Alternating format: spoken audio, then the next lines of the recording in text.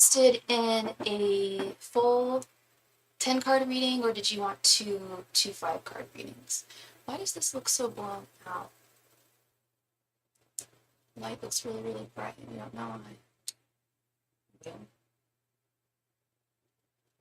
why. And tonight we are using the Moon, the Moon Power Tarot deck. Love this deck. I love this artist. Her name is Charlie Quintero.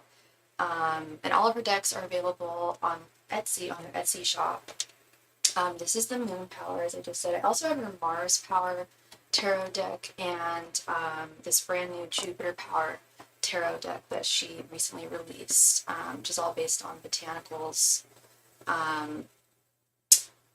Yeah, she also has another deck that I have not got that I probably shouldn't get because I would probably get kicked off YouTube if I got it. It's called the Naughty by Nature deck, and it's a very spicy deck, a little more spicy than I think YouTube would be okay with.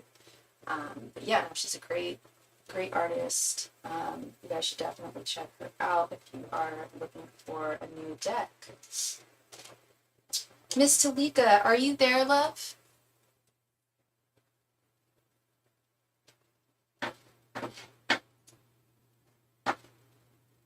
There she is. Well, what is going on with me and with J and MS? Okay. Oh, with you and NJ. Okay. Did you want me to do my romance spread that I do? His thoughts, feelings, and intentions towards you? Or did you just want me to find out, just ask what's going on between the two of you? And what is your sign again, love? And what is Jay's sign?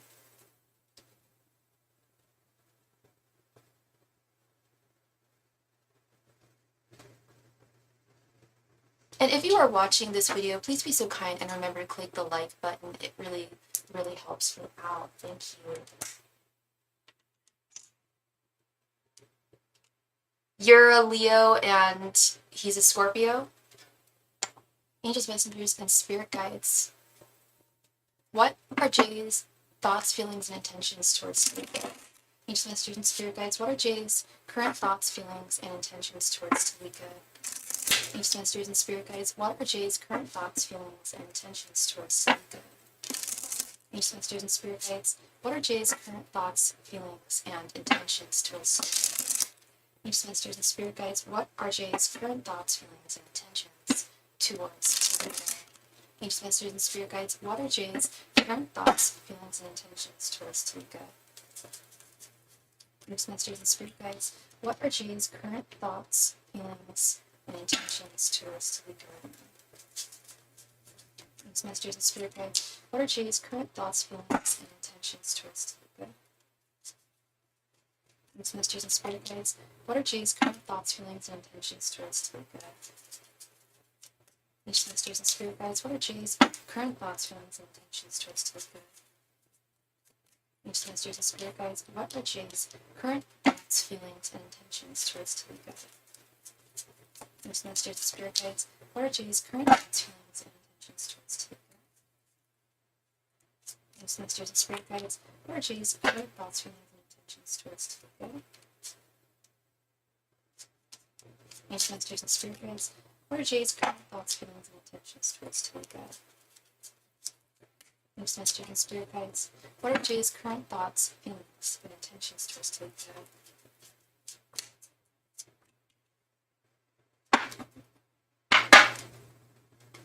Let's go. This.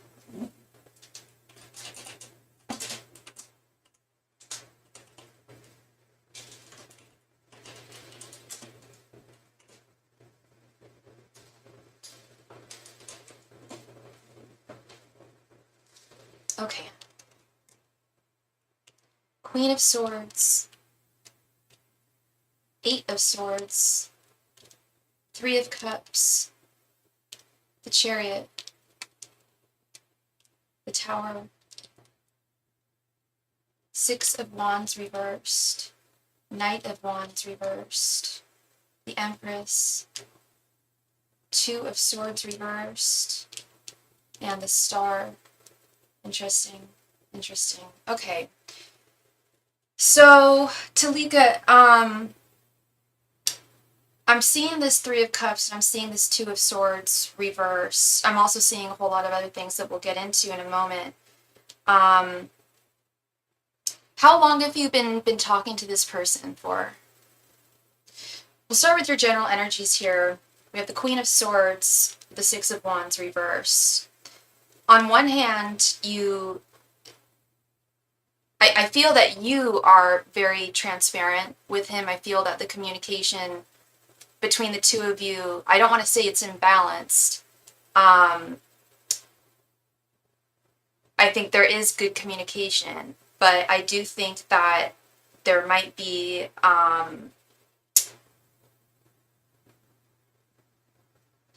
I don't want to say suspicions or like a lack of trust with what he's saying. It might not even be like the things that he's communicating now over 6 months or years.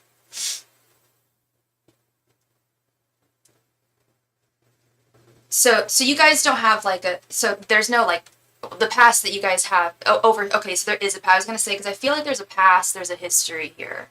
And has this been off and on for 6 years? Because I really get that sense with this Queen of Swords is like you want to turn a new leaf with him. But the Queen of Swords is also a card of identifying boundaries, setting those boundaries, and most importantly, staying with those boundaries. And our boundaries are usually dictated by, or should be dictated by, one's actions, or what one has demonstrated to us in the past, so we can identify those red flags and make sure they don't happen again. Then we have the Six of Wands right underneath, which makes me feel like, and you can correct me if I'm wrong because we're talking about your general energies right here, but it makes me feel like he has disappointed you in the past. And like I said, I think you are hopeful for him and you to turn a new leaf together and move forward in this connection and start anew again.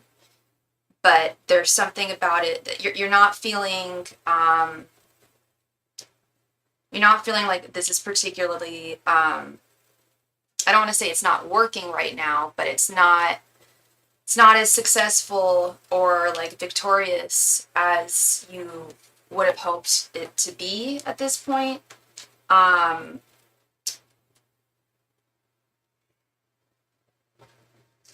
think as much as you guys do communicate, the Six of Wands reverse is definitely indicative of you. Like I said, correct me if I'm wrong, but I feel like you feel a bit neglected. Like he could definitely bring more to the table here, bring more to the connection. Then we'll move over to his general energies. We have the Tower and the Star. Yeah. I'm sorry, hun. I'm really sorry that I hate that feeling. Been there. His and 6 years is a long time. You guys that's a long time. A lot of history there. So his general energies, we have the Tower and the Star, and you guys are both fixed signs too. You're a Leo, he's a Scorpio. That is a good combo. Leo Scorpio, I think, is a great combo.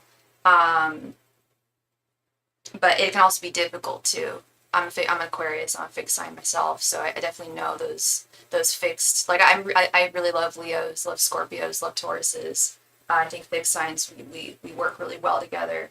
But sometimes there can, with any other sign, there can definitely be difficulties. But with this Tower here, it's like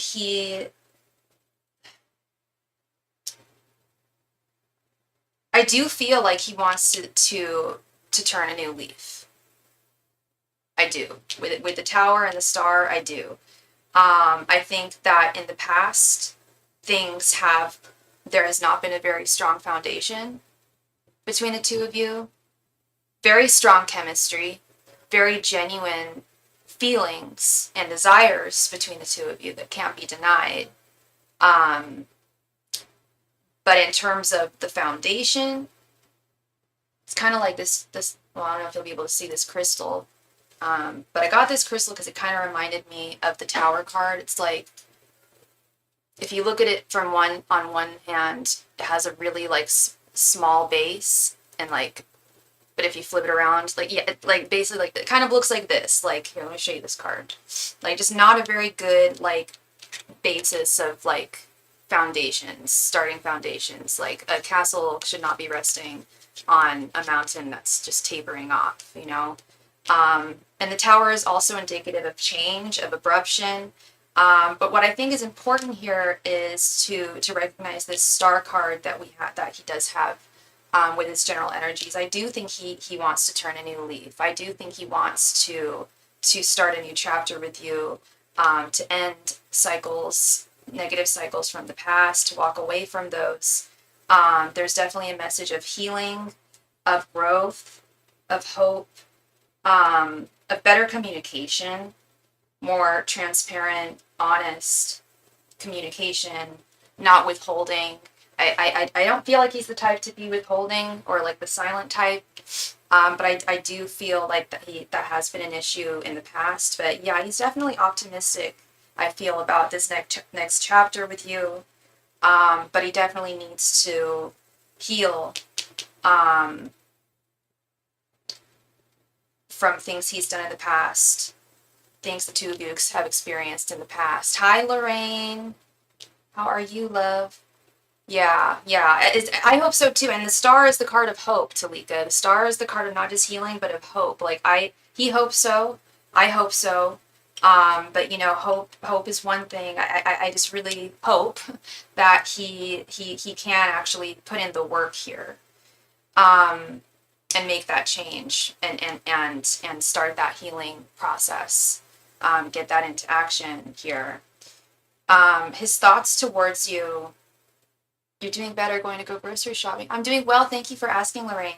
His thoughts towards you, we have the Eight of Swords with the Knight of Wands reverse. He does think that there is something inherently binding in this connection. I don't really like this energy. And I don't really know where it's coming from, what the history of it is, but I do feel like he, as much as I think he wants to be a good guy to you and wants to improve this connection, I think that he has a very weak foundation. Like I was talking about here with this Tower, I think he's got just a weak foundation for love. Like he's kind of passive in his love life and always has been. And I'm not making excuses for him, but I wouldn't be surprised if he's never really, I don't know if his parents are still together or what, like if he was raised, you know, by a two-parent household who loved, you know, two people who loved each other, or even a stepfather or stepmother, whatever the case may be, but observing and growing up and seeing a healthy, loving relationship, I don't think he had that. And I really think that's this foundational problem. It's like he was raised by his grandmother. Okay, so he never really, I'm assuming he never really saw that. I mean, we can see that stuff on TV and in movies and such, but, you know, seeing it up close and personal, his childhood sucks. Yeah, I definitely get that feeling, especially with this Star card.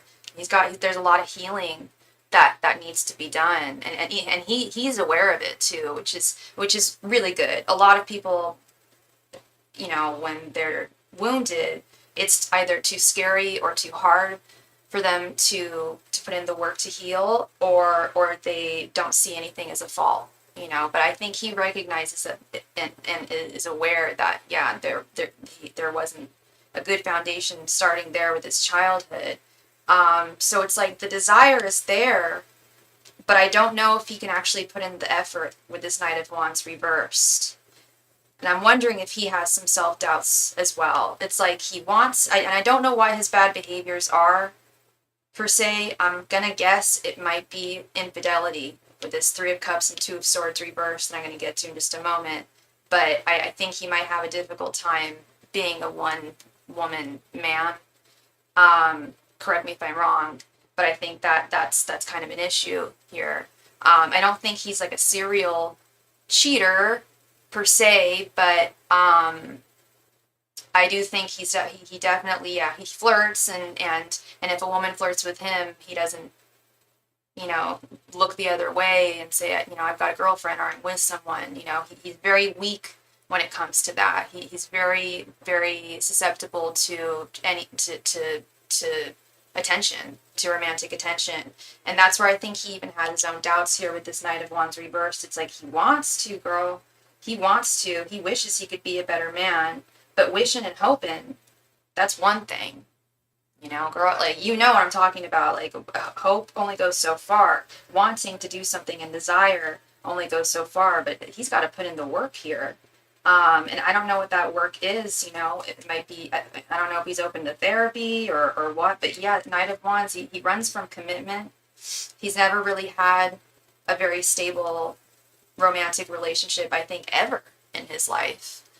You might actually be the most stable romantic partner he has ever had in his life. Does he deserve you? It's not the question that was asked, but I am curious. And that's, it certainly doesn't sound like he respects you the way you should be respected. He wants to. He holds you deeply in his heart, Talika. That's for sure. But yeah, it's just like, you gotta want it, but you gotta do it as well. And when we have these feelings, we have the Three of Cups with the Empress here. Like, I'm telling you, girl, like, yeah, he does feel very deeply for you. Very, very deeply. He really sees you as the divine feminine you are. You're fully seated in your divine feminine energies. And he's always, or not, well, not always, but for at least the past 6 years, has seen you as this figure, his female figure in his life. But at the same time, he's got a problem with being a one-woman man. Or he's got issues with being able to be committed and not being, not being susceptible to infidelity. These two cards really caught my eye, and I didn't want to touch upon them first because there's a lot to unpack here. To 6 years, this is a deep, long connection that we're talking about. And thank you for telling me that too. He just flirts a lot. Yeah, that's more the idea I was getting, girl. It wasn't so much that I think he's like legit like going out and like sleeping with women, but he like, yeah, he's a flirt, and when women flirt with him, he loves the attention, he flirts back. And that's very much this Three of Cups too. So it's like, like having a good time, and that's the other problem too, girl, is I'm starting to wonder if he even sees this. He's got to know it's a problem, because he's got to know that it's not okay with you. I'm sure you've made that clear to him. But I think that's the only way he would know it's a problem. In his mind, it's just like, oh, it's all love, it's all good, like it's just flirting, it's just attention. But it's like, no, it's not, because okay, we all flirt, and it's not, it's not, the worst. Like, I've definitely been with people who are flirty. But you don't give someone your number, you don't share numbers, it doesn't go past that, you don't kiss someone, you don't hold them. Yes, boundaries, and that's, yeah, he doesn't know boundaries, and I feel like that's really a problem, that's a huge one there. And his intentions, we have the Chariot, the Two of Swords reversed. Yeah, girl, he intends to move forward with you, to turn a new leaf, to move on in a positive direction. But he's also very confused as to how am I actually going to be able to do this? And it's got nothing to do with you. Got nothing to do with you, Miss Talika. It's got nothing to do with you. He really does adore you. And I'm not making excuses for him at all, but this is how he, at least at this point in his life, and has been for a while, it's all he knows is this. Is being flirtatious, and I, as much as he does want to walk away from those behaviors, from that susceptibility and have more control, and it would give him more control and power in his life. Like, I feel like he's out of control there. But he is very confused. Like, okay, like, you know, I know I want to move in the right direction with Talika, but this Two of Swords is like, but which direction? Like, how do I even start going down the road?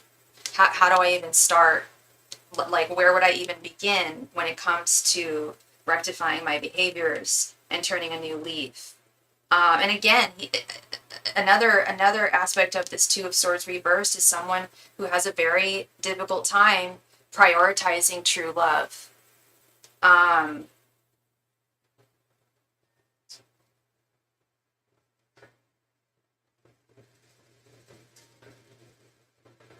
It's like he feels stuck, but he wants to move forward.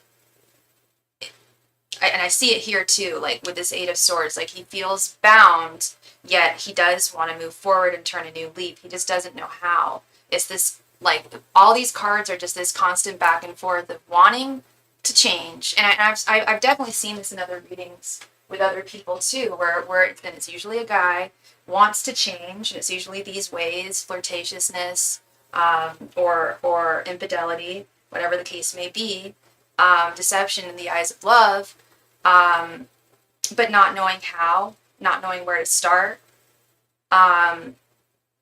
So that's really what I'm seeing, Talika, is excuse me, overall, like, the desire is there, the love is for you certainly is there, but if he's not able to show it in the way that you need it to be shown, this is you here, girl, with this Queen of Swords. Oh yeah, oh totally, girl, totally. You know what it is. It's just that most of my clients are women, so most of the people I read for are about dudes. But yeah, no, there's women who are just like this as well. I can think of one right off the top of my head. You know, a girl I was friends with, like, yeah, was very, very flirtatious and had a very difficult time, like, you know, being committed to a good man. You know, and I want you to really focus on this Queen of Swords here, Talika. You know what you want from him. You know how you need him to be moving forward here. And like I said, this Queen of Swords, she's got her sword, and she's also the, you know, she is the judge. You know, she determines what's just and what is right. She has her sword, and she identifies where her boundaries are. She says the line in the sand. And the hardest part of that is maintaining, sticking with those boundaries. Like, if he messes up, like, you know, I don't know, I can't tell you what to do. I don't know, if this is like, I'm assuming it's like you're giving him another chance. Because it sounds like you guys are opening up a new chapter, and that's wonderful.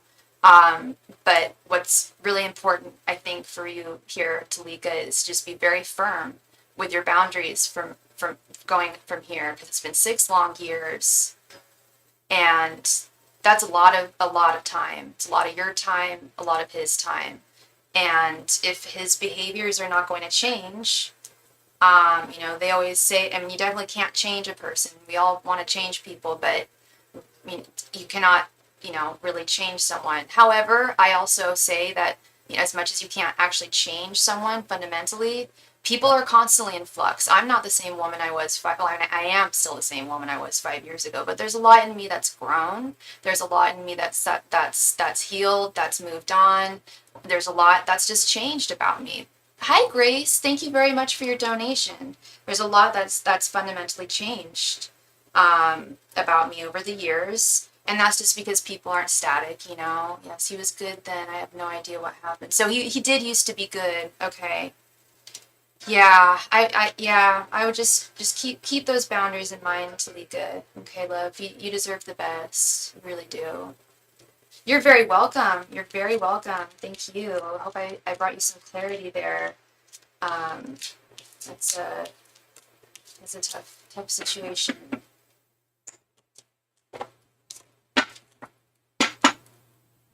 All right, Miss Grace, thank you so much for your donation. Let's go ahead and do this. So Grace, let's see here. So are you interested in, okay, so,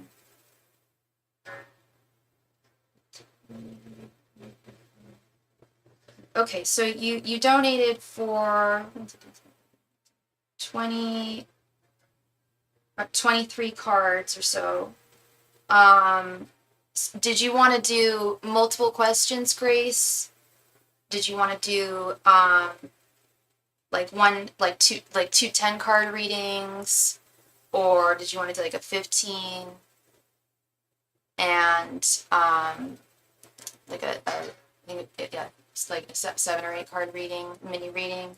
It's up to you, love. Whatever you would like for your reading, just let me know.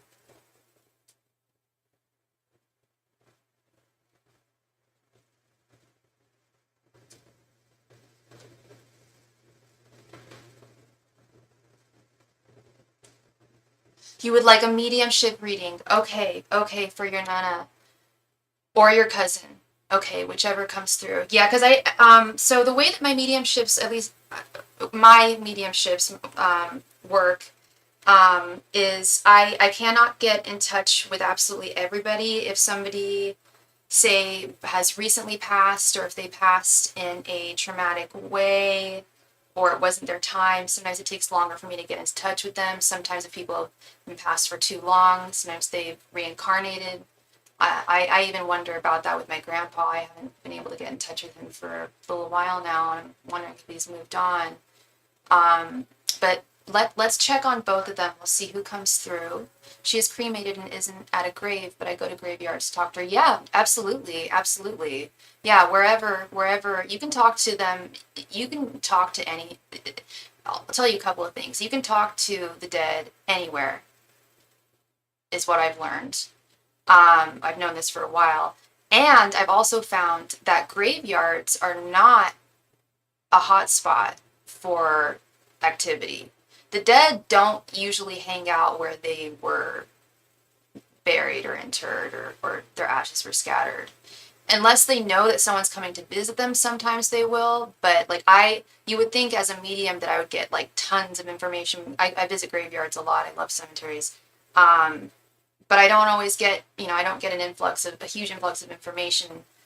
Sometimes I get some crazy ones that come through, but not often. But they both died about 14 years ago. Nana didn't reincarnate, and Nick doesn't want to come back, I don't think. Nana wants to watch over us until we pass. Okay, could I get I need to get your Nana's name and your cousin's name. We'll first check on your Nana, and if you could, would it be possible for you to email me a photo of both of them?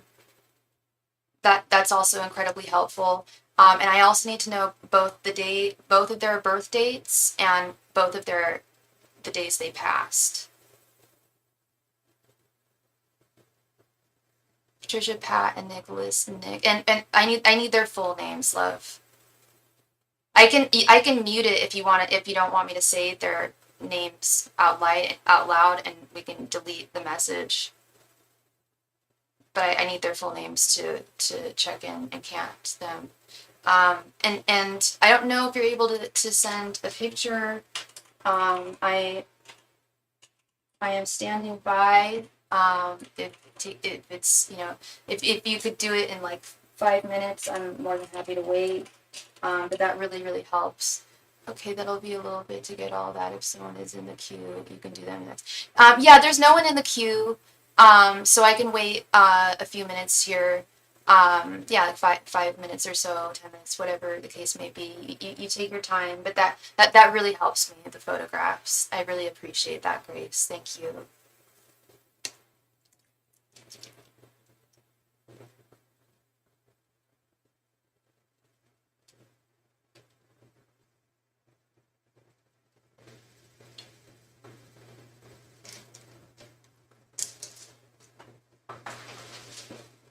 In fact, while you're doing that, I'm gonna run upstairs and grab some more Gatorade. I just chugged all my Gatorade. I'll be right back. Thank you.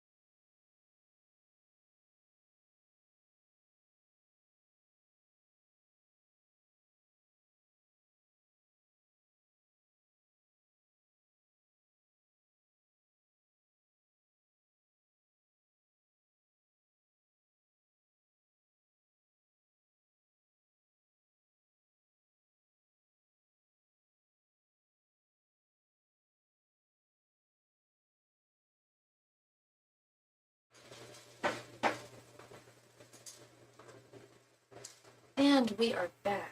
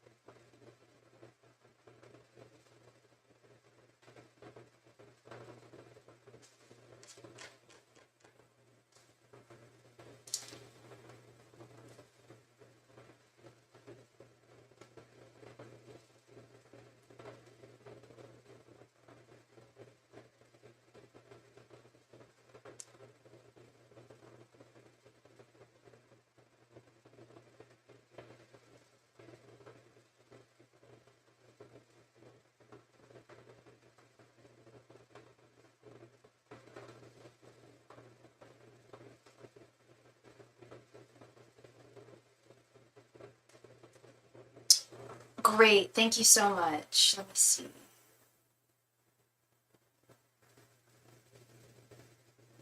Got it. Thank you so much, love. All right, so there is your grandma. There is your cousin.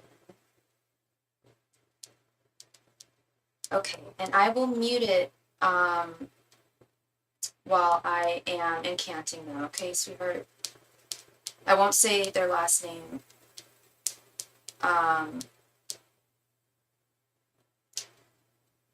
Online, okay? So I'm first going to check on your Nana.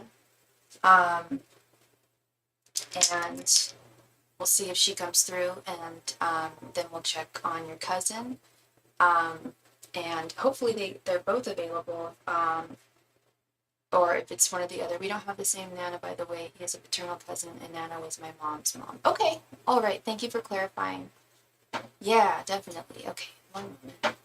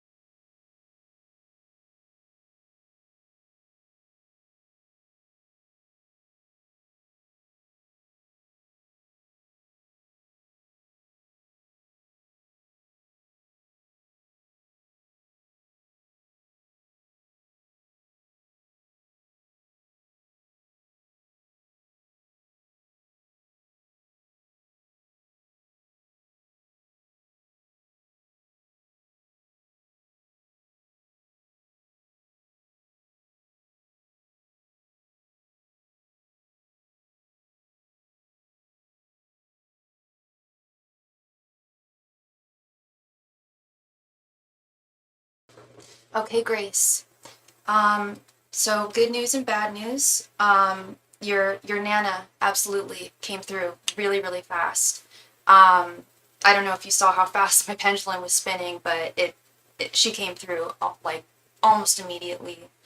Nick, I cannot get through to love. I don't know if you saw the pendulum the second time I swung it, but I've actually never seen that happen before. It just didn't swing clockwise or counterclockwise. It wasn't even going like anywhere. It was just stagnant. It was crazy because my hands are a little shaky too, but it was just like I couldn't get through to him at all.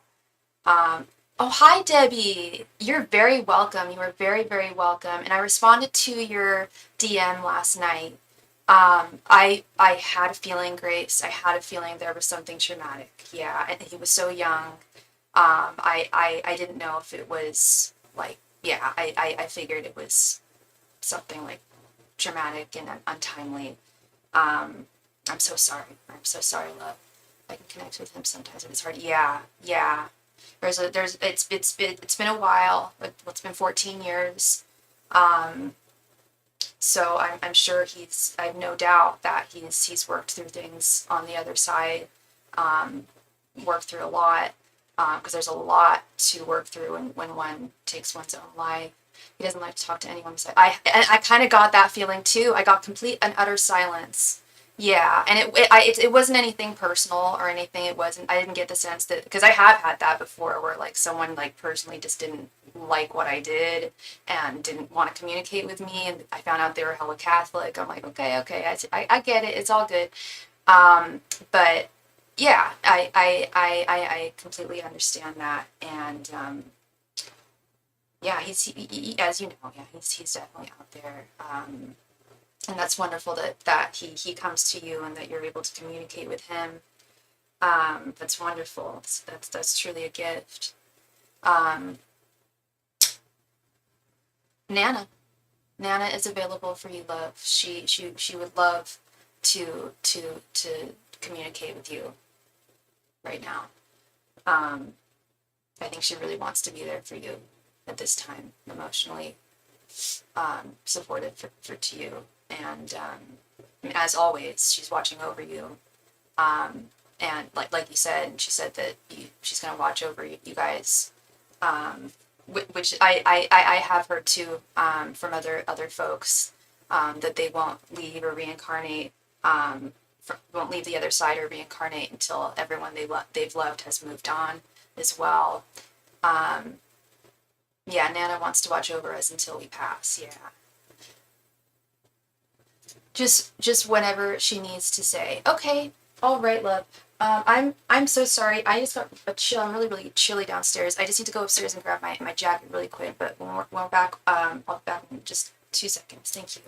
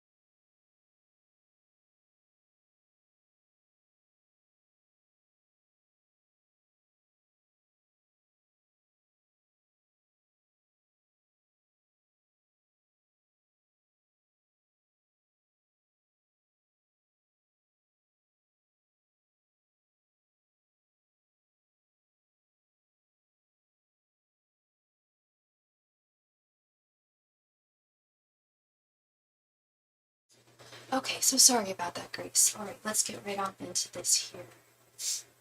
And anybody who may be watching, please be aware we are doing a mediumship reading right now. Please don't interject at this time until we are done. Thank you very, very much. Dear angels, messengers, and spirit guides, Patricia, please come through for your granddaughter, Grace, with any of the needs you have for her. Angels, messengers, and spirit guides, Patricia, please come through for your granddaughter, Grace, with any messages you have for her. Angels, messengers, and spirit guides. Patricia, please come through for your granddaughter Grace. What messages you have for her. Angels, messengers, and spirit guides. Patricia, please come through for your granddaughter Grace with any and all advice and messages you have for her. Angels, messengers, and spirit guides. Patricia, please come through. And thank you for coming through with any and all messages you have for your granddaughter Grace. Angels, messengers, and spirit guides. Patricia, please come through with any and all messages you have for your granddaughter Grace. Angels, messengers, and spirit guides. Patricia, please come through with any and all messages you have for your granddaughter Grace. Angels, messengers, and spirit guides. Patricia, please come through with any and all messages you have for your granddaughter Grace.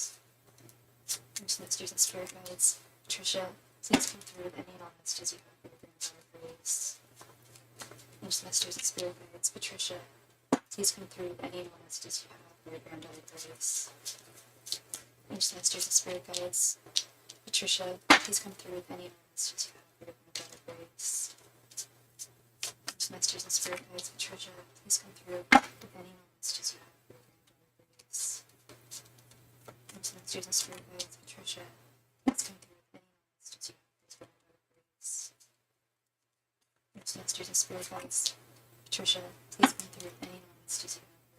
your granddaughter Grace.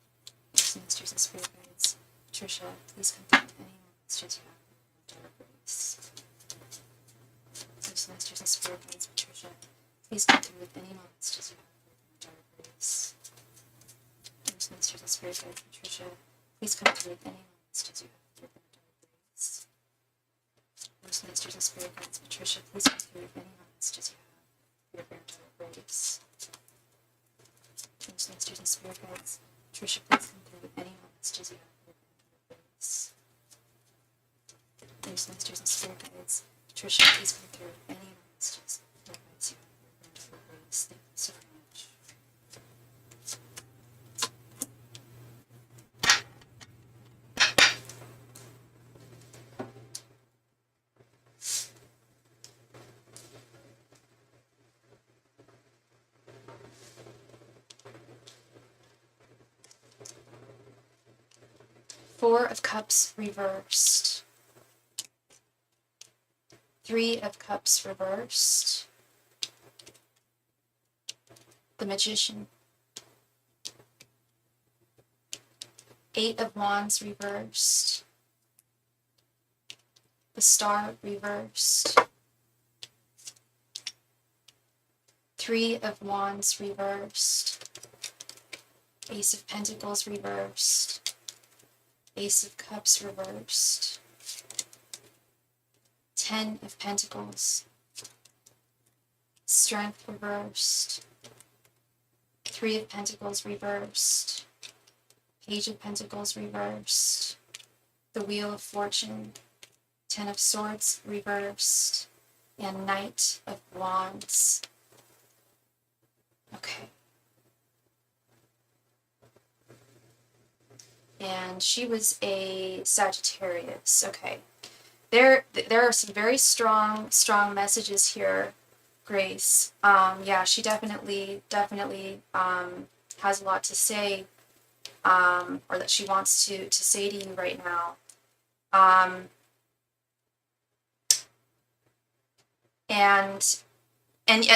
you communicate with her on your own, right?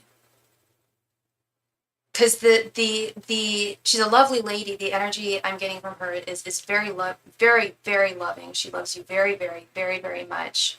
But I've got to warn you that this message is it may come off sounding stern, and it comes from a place of love. Okay, is what she's telling me. And this is common, just like with our living relatives. They tell it to us, how it is, and because they love us, they're our family. So there is not going to be a lot of, she's going to tell like it is. I'm sure she was like that when she was, on this earthly realm, especially, yeah, if she was a Sagittarius, I would not be surprised. But she just wants you to know this all comes from a place of deep love and just wanting to see you as happy as possible. We're going to start here with this Four of Cups reversed, Three of Wands reversed, and Three of Pentacles reversed. With this Four of Cups reversed, and I'm getting this message from her directly, and I'm getting it from other cards here. She's saying that you absolutely have a cup of love to give, and anyone would be so lucky to share that cup of love with you and for you to share that cup of love with them. But she is saying that there is that your perspectives and your understandings of what true love is might need a bit of an adjustment. Yeah, sorry, I'm getting messages from her too. Yeah, she's saying that your perspective, your viewpoints on romance, not just romance, but we're also, there's also messages of self-love here, loving yourself and knowing your worth, knowing your value. She's saying that they need to be restructured in some way. That the way that you approach the love that you are going to have in your life in the future needs to alter in some way, needs to be reevaluated in some way, because right now it's not fundamentally working with this Three of Pentacles reversed. It's doing you a disservice, and creating not just a lack of the support and romantic love that you need and deserve in your life, but conflicts in general. And then we have this Three of Wands reversed. Three of Wands reversed is about, well, Three of Wands upright is patience, having patience. Three of Wands reversed is impatience, but more than that, it's also a lack of progress, limitations, obstacles that are preventing you from finding this true love that you so need. Not that you need, you don't need it, but that you want, and that she would like to see you have, because she just wants to see you happy. The Three of Wands reversed is also indicative of restructuring the way one sees romance and love, their viewpoints of it. I know over the years my viewpoints on romance and love have constantly shifted and changed. And I mean, if you were to talk to me like 10 years ago, I think that I probably would have seen things in a very different way. And I've been through different experiences now that have shifted that perspective. And you have absolutely, she's very, very, very proud of you. You must know.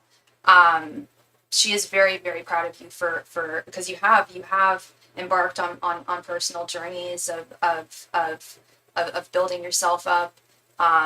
You're in school right now, you're in grad school, but you haven't seen the rewards yet that you've been working towards. And she's saying that it's all with patience, all with due time. You there's the work that you're doing, the school that you're going to, and all the work that you're doing, it absolutely will pay off. And it's not just for the sake of being a better person or leveling yourself up. It's for helping others, for helping yourself. A big message I'm getting here is self-love. Self-love. There's a lack of self-love, and I'm not here to tell you that you don't love yourself. That's not my place. I don't know you on a deeply personal level like that. That's not my judgment or my place to make that judgment. But she is saying that's a big part of this is she wants you to really focus on you for no other reason than for the sake of loving yourself, and that lifting you up, and that being the transformational energy that is needed. And I'm going to skip across over here because that's really the message she's giving me here. This Magician, Ace of Cups reversed right here in the center, and the Wheel of Fortune is like, you've got it all, girl. Like, you are this magician. You've got the wands, you've got the swords, you got your cup of love, you've got the pentacles. Like, you've got it going on. And with this magician energy, it's transformative, as I'm sure you know. And when it's in its upright position, it's being like it's good things coming, like representing. I don't want to say manipulating your powers, but using your gifts, your strengths to manifest the life that you want, the things that you want in your life, how you want your life to unfold.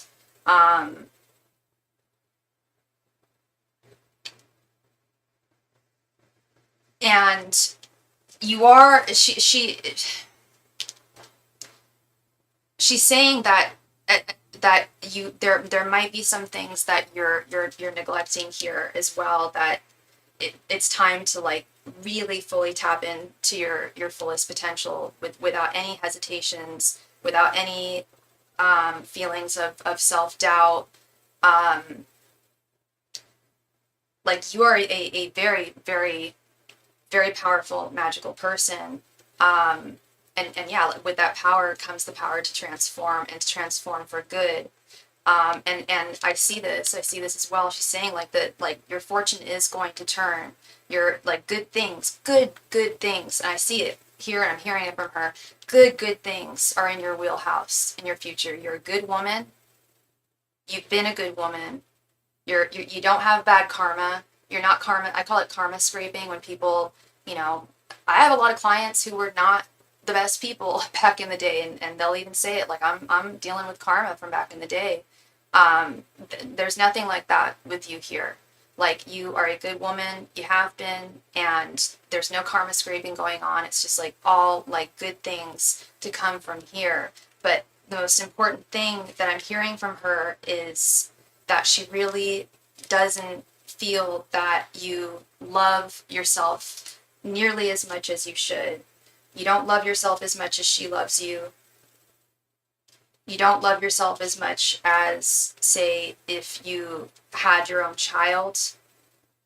And this is just what she's telling me and what I'm seeing. Like I said, I don't know you on a personal level. Please correct me if you don't feel like this is right, or if you feel like what I'm saying is not correct. But I believe this card came up for you yesterday in one of your readings. But there's definitely a message of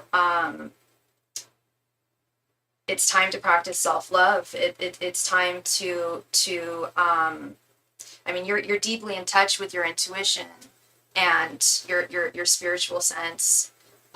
You're an incredibly smart woman.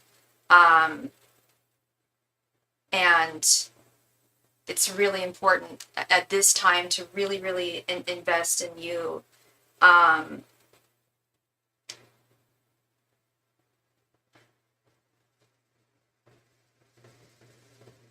And there is definitely a message of insecurity or self-doubt that she sees or feels in you that shouldn't be there.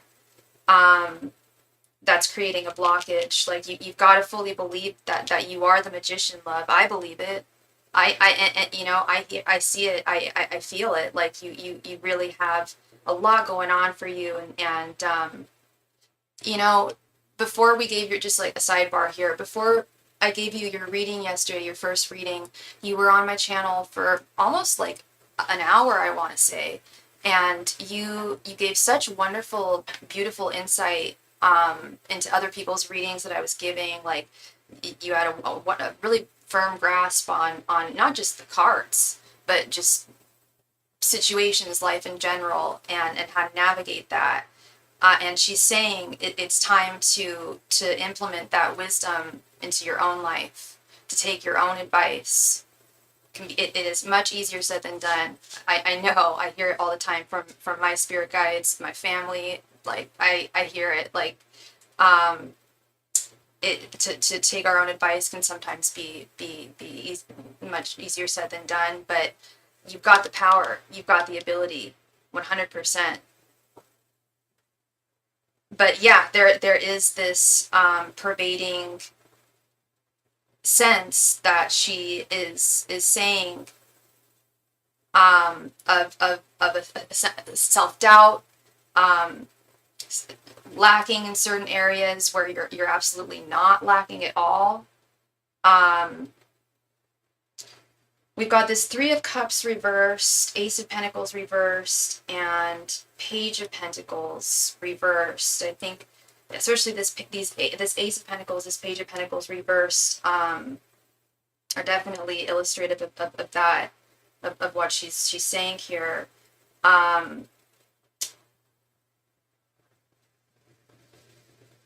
Yeah, she's saying, I don't know what your relationship is like with your family right now, and it might be hard to connect with them at times, but she is acknowledging that you're in a place where you're feeling particularly isolated, and though you're balancing and juggling a lot of responsibilities and work, it's still very important for you to, and this was one of the first messages I got from her when I was shuffling, actually, is to reconnect with your loved ones. I'm mostly alone and estranged from my sisters. Okay, I'm so sorry to hear that, Grace. If you don't have like friends or family who you feel comfortable spending time with and connecting with, now would be a time to certainly not isolate yourself, Grace. This is not a time to hide away and excuse me. I'm a marginal member of my living family members I'm still connected to. Okay. Yeah, so if you don't feel supported or like, yeah, if they don't bring you comfort or support, then they're not the ones to go to. But she's saying that it's as difficult as it may be, and I don't mean difficult in terms of like if like not with your family, like if you're estranged from them, like don't force that. But she's saying that it's important to spend time with people who are supportive of you, who are loving towards you, who will lift you up and get you out of this isolation, and even if that's, you know, going out and making new friends, putting yourself out there in that way, especially with this being the Three of Cups. This is very much like a female friendship card, but it doesn't necessarily have to be female friends. They could be friends of any gender, ladies, gentlemen, and everyone above, you know. But just people to connect with that will help be, at the very least, will help be a mirror to you, to help you see just how wonderful you are, just what strengths you are, because right now, what strengths you have and utilize, because right now we've got this Ace of Pentacles reversed and this Page of Pentacles reversed, which are both heavy indicators of a feelings of lack of lack of stability, lack of ability,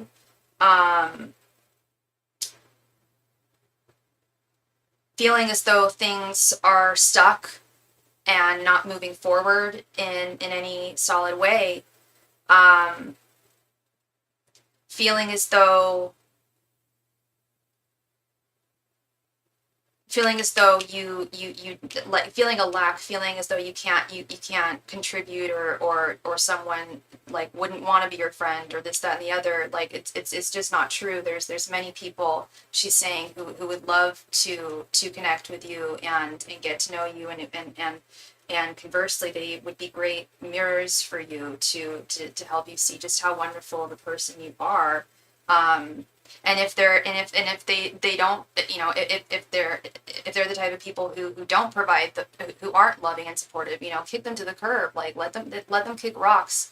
Like if you know, mind over matter. If they're people that don't matter in your life, then their opinion is of no matter. But establishing good connections with people, friendships especially, is something she would really like to see in your life. She says there's a lot of people out there who would be wonderful friends for you to have at this time.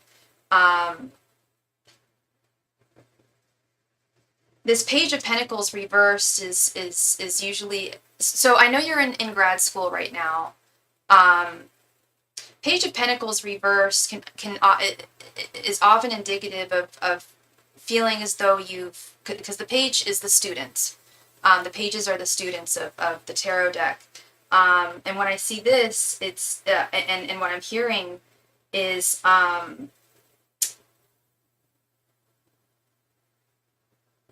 that you may have lost sight as to specifically why you started going your grad program in the first place. Not entirely. I do believe, and she does believe that you do have a grasp on that. Earlier tonight, one of my friends from grad school was making fun of me when I sent her a meme. She called me weird, and I'm just tired of rejection from my attempts to connect and bond. Well, okay, so that's not someone, that would not be someone to I would say, if I sent someone a meme that I thought was funny and they called me weird, I wouldn't want to keep them as friends. I would honestly just want to move on to the next one. There's so many people out there in this world, Grace. You know, nobody should have to settle for anybody as a friend or anything or any kind of relationship in your life. There's just too many people out there, and if they don't think that your sense of humor is funny, that's fine. I've definitely sent memes to people and not heard a reaction, didn't get a ha ha, but if someone told me I was weird for that, I would, I don't want to say I'd kick them to the curb, but that's exactly the type of person who you shouldn't have in your life. And really the message I'm getting is there, it's like it is a journey. I think she wants you to meet new people. It certainly sounds like the people who are your friends right now, maybe not all of them, but some of them are not the best choices for you. When having healthy friendships, having healthy bonds would be very, very, very good for you. But like I said, like not everyone's going to be a great friend, and if they don't prove to be that way, then it's just, you know, not really worth sparing that energy, that time, you know. But to not take it to heart, Grace. Don't take just one of your friends is from grad school's opinion about a meme to heart. You just have a different sense of humor. That's all. You just have a different sense of humor. And I'll also say this. I think that was kind of mean of her to call you weird for that. I mean, there's nothing wrong with being weird in my world. I take it as like a compliment. I think it's funny. It's like, yeah, I'm a weirdo. I'm weird, whatever. But not everyone takes that as a compliment. You know, most people don't. And so I certainly I would never call someone weird or anything like that. I mean, maybe if they sent me something really like crude or something, but I highly doubt you did, you know? I feel like I don't want to say they're a hater, but just, you don't want to be around people who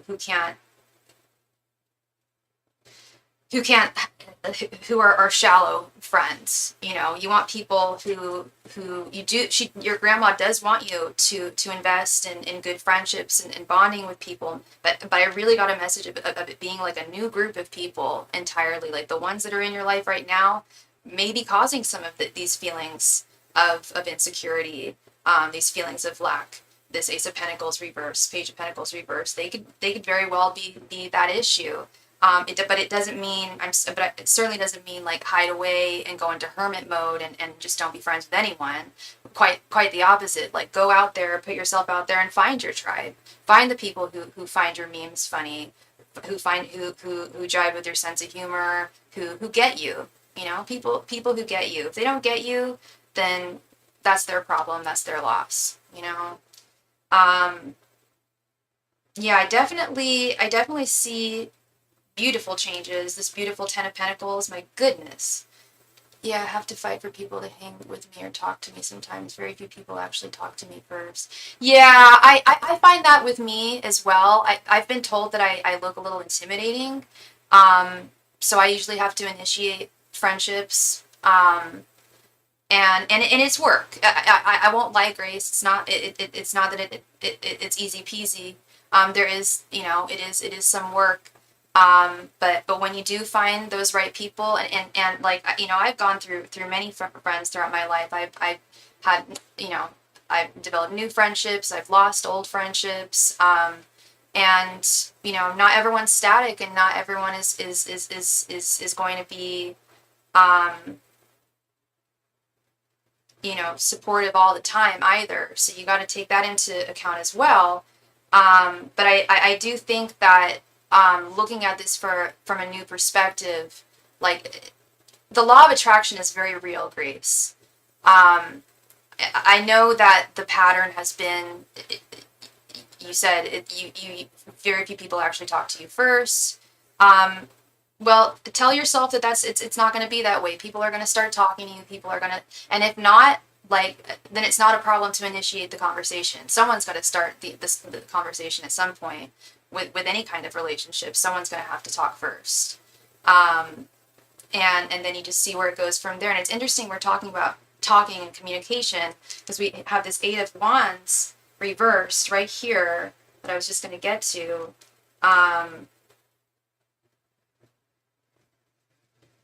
Yeah. Yeah, Eight of Wands reversed is definitely can be a signifier of having difficulties communicating with others, or difficulties in other people's communication. But it can also be a signifier of misunderstandings. Like, maybe someone says something to you and you take it as one way, but they actually meant it in another. It can be tough to fully understand people and communicate with people. But it's all really practice. I feel like, excuse me, I certainly feel like I'm a better communicator than I was when I was like 20, as opposed to now. It's all developmental. It's all a learning curve. But it's definitely, and it doesn't happen overnight either. Finding your new tribe, finding your new group of people. But it is a journey that is well, that your grandma is saying is very, very well worth embarking on here. She can't stress that enough. She says that good friends in your life are going to provide you with so much contentment and so much happiness. You'll meet new people through meeting new people. It becomes a like a snowball effect, when you do find this tribe, that like you're going to I feel like there's like another family out there for you, like a chosen family out there for you. And that's what she really, because that's what I was like sensing and hearing from her, was like, it's not like, don't go to her, like, don't tell her to go to her actual family, but like the people in her life who she feels like should be family. And if you don't feel like your friends are your chosen family, or act like they're your chosen family, or behave that way, then yeah, it's definitely time to embark on this journey, and to embark on it with optimism, with a healthy amount of optimism. I see this with the star reversed. Not being pessimistic, but healthfully optimistic, realistic. It's good to not have our hopes up about things too much, because it can lead to disappointment, of course. But that's what I mean by a healthy, balanced sense of optimism, is knowing the reality of things, that people can be challenging to communicate with, and bring, and to know to trust in our lives. It can take some time. It can definitely take some time, but it's very well worth it, and would really lift you up, and bring and give you the sense of value and like the sense of sense self-value that your grandma so wishes that you had. She just wishes that you could see yourself the way she sees you. Hi Yara, if you'd like a reading, all my donation information can be found at the top of the chat. Thank you. She just wishes that you could see yourself the way she sees you, love. Yeah, cultivating deep bonds. And it's definitely a positive. I know you want to have a family. I know you're going to have one, Grace. All in due time with the right man, the right gentleman. And I feel like I feel like the person who you're supposed to be with, I feel like you're supposed to meet them through a friend. Quite frankly, I like this Ten of Pentacles card is not just like Grace feeling really stable and solid and content, and valued and having a good sense of value. Yeah, when I'm 85. No, not when you're 85. No, we're not talking like when you're still able to have a child. Like, yeah. And it's important that you don't rush it, Grace. Like that's really crucial. Like that's really crucial. You don't want to jump into something with someone who's going to be a bad father or a bad husband. That just for the sake of time. Like, no, that's, I mean, I can't tell you what to do, but this Three of Wands reversed right here, this Three of Pentacles reversed, like that's exactly like what she does not want to see. Like, she wants to see you with the right guy. And if the right guy comes along tomorrow, then that's great. But definitely take your time even with that person. Like, do get to know the person who you're going to spend ideally the rest of your life with, and have a child with. It's not something that can be rushed. It's something that does take time. This Eight of Wands reverse, this Three of Wands reverse, you will have it. Thank you very, very much, Yara, for your donation. It will be coming to you, love. It will. Okay. And I don't get to tell everyone that either. Like I said last night, not everyone gets married. Not everyone has children, you know. And I don't get to tell everyone that, but I feel very grateful to be able to tell you that you will, and with the right person. But you do need to have patience, and it's an investment as well. Investing in yourself, knowing your value, your true value, loving yourself, because there's nothing more lovable than someone that truly loves themselves. And like RuPaul said, if you don't love yourself, how are you supposed to love anybody else? It's really, really important. When people radiate that self-love, people pick up on that. Everybody picks up on that. And when people are radiating feelings of isolation or lack lack of self-love, lack of stability, people can sense that as well. And sometimes if they're bad people, they'll even try and take advantage of that.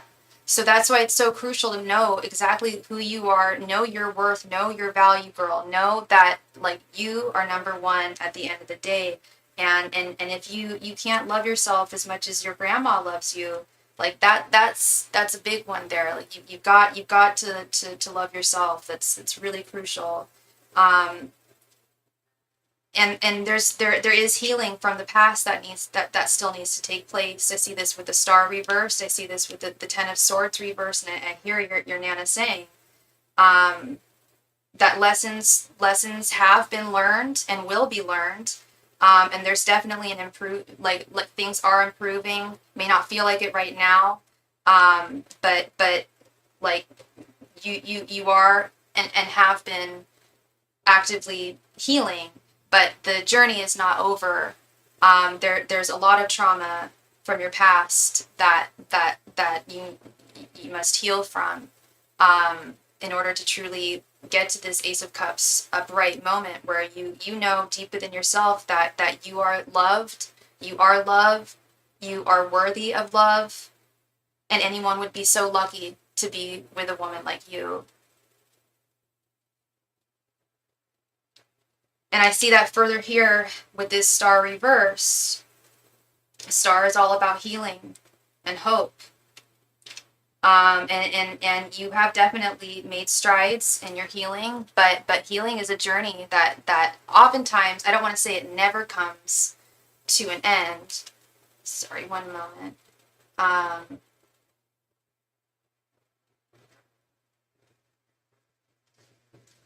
Sorry about that.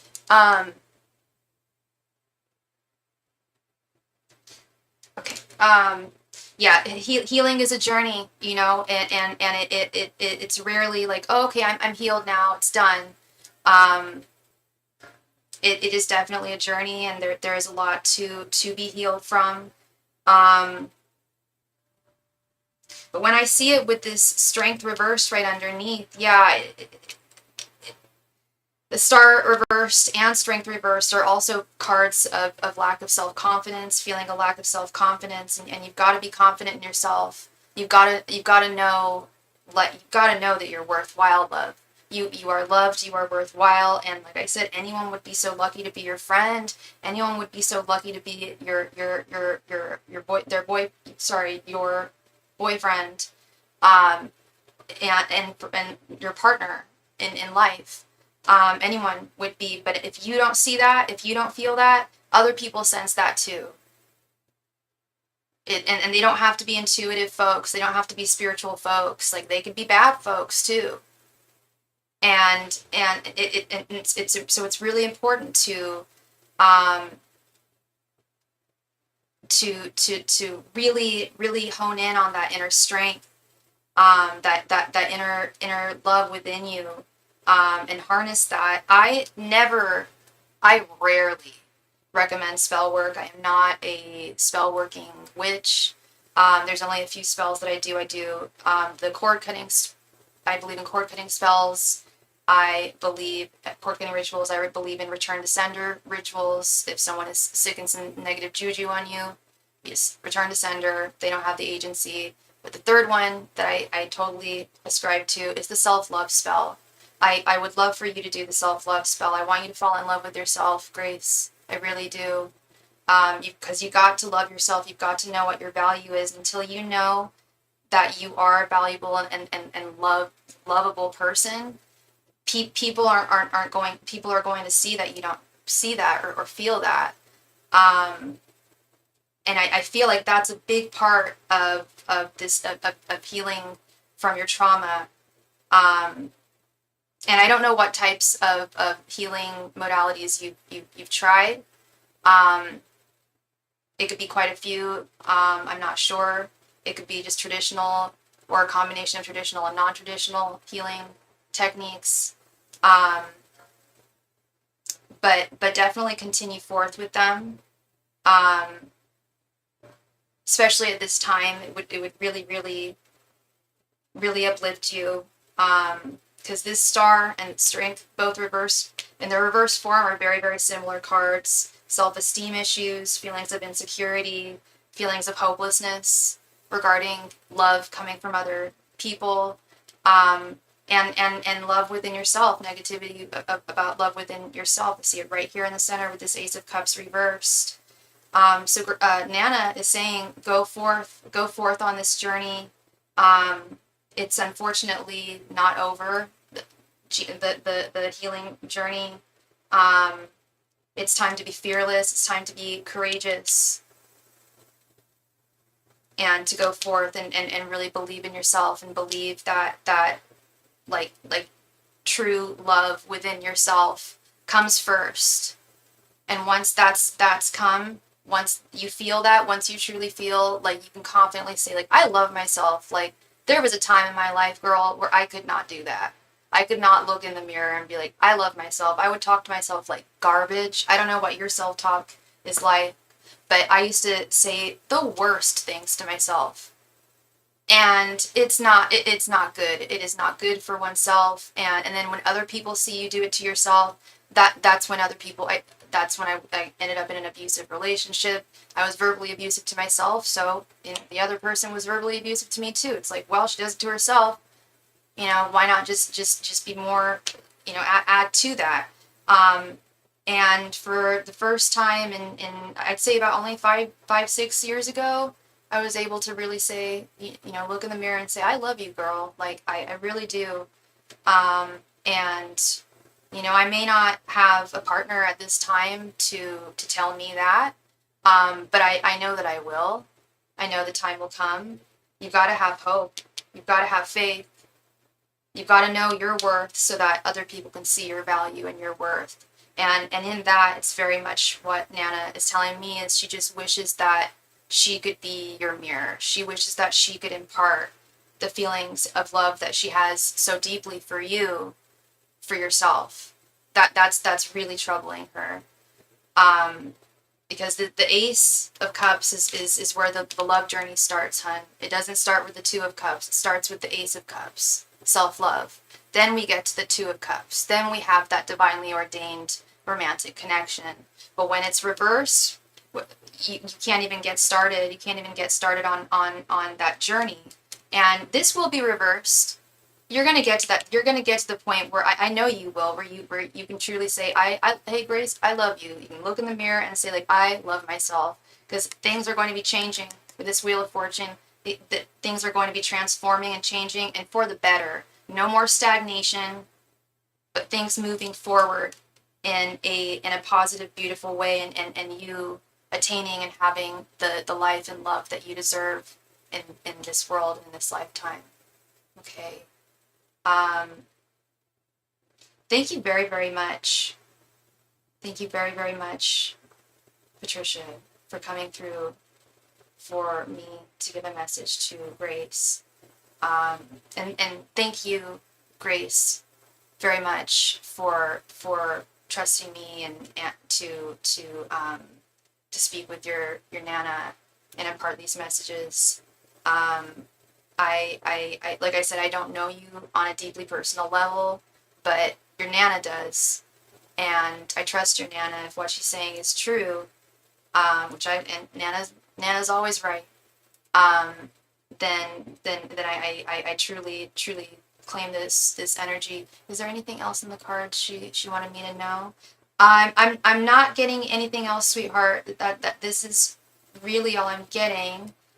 This is the big kicker, the big message. Like every single card here is telling me the same message, and I'm not saying she just has one message for you, but this is really the big one is.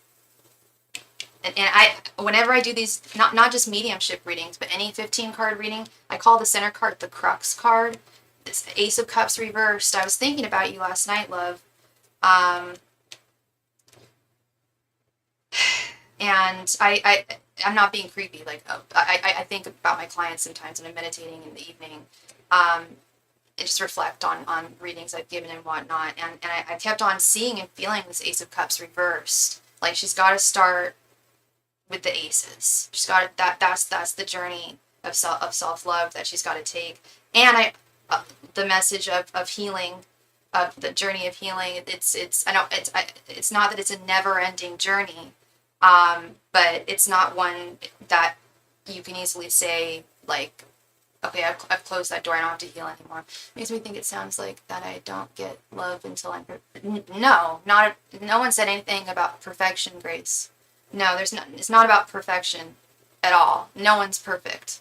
Not a single human being is perfect in this world. No. This has to do with healing. This has to do with self-love. Loving yourself. That's not perfection. You have to love yourself for your imperfections, for everything about you. That's this Four of Cups reverse, girl. You just turned that around. I never said anything like that. I don't think, I hope I didn't make it sound like that. I said I'd never even used the word perfect. No, you're, I don't want to say you're looking at this all wrong, but that's just not the way to look at it, love. We're all imperfect. We're human. Not a single. And if someone was, I would be really creeped out. I'd be like, "What are you, a robot?" Like, huh? Like, no, nobody's perfect. And furthermore, no, very few people are fully healed. Excuse me, one moment. Very few people are fully healed. A lot of us are very unhealed people. who have experienced trauma and pain and do need to heal from that. And there is still a lot of healing that needs to take place, but it doesn't mean that it's going to prevent you from getting love. That has nothing to do with it. That had nothing to do with it at all. You're healing for you, not to get love. You're healing for you, to love yourself, so that you can and feel supported and loved in your life in general. I know it sounds like I don't until I'm all better is what she is saying. No, she's not even saying that. She's saying that there's just a lot of healing that needs to take place. And it doesn't mean that you're not going to find love and no one's going to love you until you're all better. That no, so many people have never even tried healing themselves and go into relationships. And I'll tell you what, the people who I do see who are with people who are very much unhealed, which you aren't, but people who like haven't even attempted any healing, there's a lot of discord, a lot of issues. You've got to love yourself. You've got to love yourself. That is the most crucial thing here. Okay, love? You're not going to school to get love. You're not bettering yourself to get love. You're bettering yourself and being the best person you can be to foster happiness in your life. And once and when you fostered that happiness, that sense of stability and confidence, like that's when things start to unfold. But seeing love is like as a prize at the end of for putting in work, that's not, you can't look at it that way, girl. I mean, you can if you want to, but it's going to do you a disservice if you look at it that way. Love is not something it's something that is earned, yeah, sure, but it's also something that, I'll tell you what, I don't think I've ever loved someone who, like, I've definitely like crushed on people and then gotten to know them and could tell that they really didn't think highly of themselves. And that really, really was not attractive to me. And same goes for friendships. If I try to initiate a friendship with someone and they don't treat themselves right, they don't care about themselves, they don't think they're worthwhile, then it's like, well, why would I think it's worthwhile to be friends with you if you don't think that you're worthwhile? Does that make sense? Like it's about reciprocation. It's nothing. It's not something to be won. It's not something to be earned or gained. Well, we do earn it, but it's something that comes more organically than that. But the most important thing here that I can't stress enough is this Ace of Cups reversed, girl. You've got to believe that you've got to not just believe. You've got to fully love yourself without a doubt. Truly love yourself, and I can't speak to whether you do or not, but I don't know if you look in the mirror and say, I love you, Grace, because you should. And it may be a matter of faking it till you make it, practicing self-love. What's the word I'm looking for?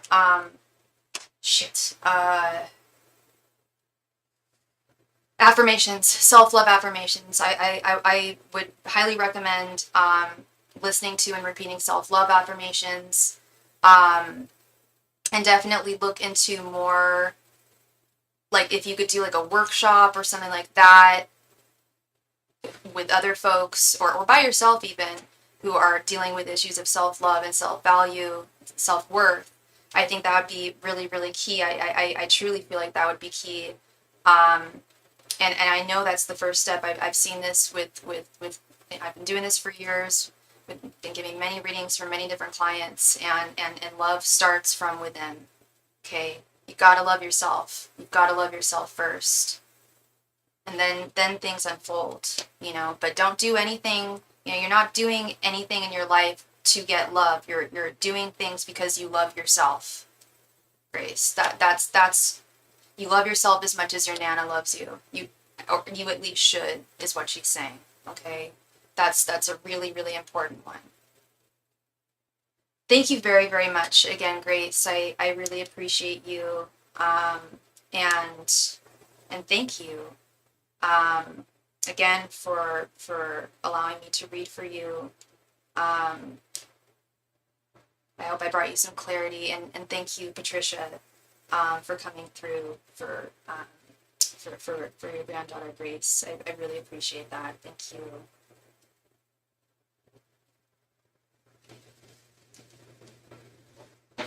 And Yara, thank you, Yara, for your donation. Thank you very, very much, Yara.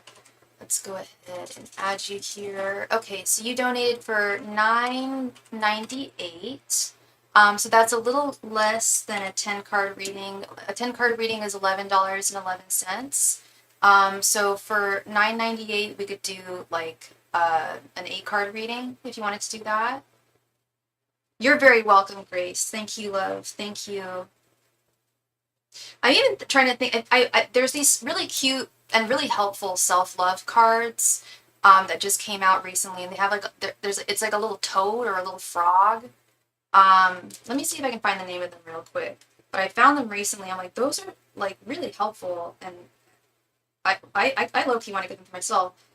Self-love cards. Oh, it's like a little frog. Yeah, the Little Frog's Guide to Self-Care.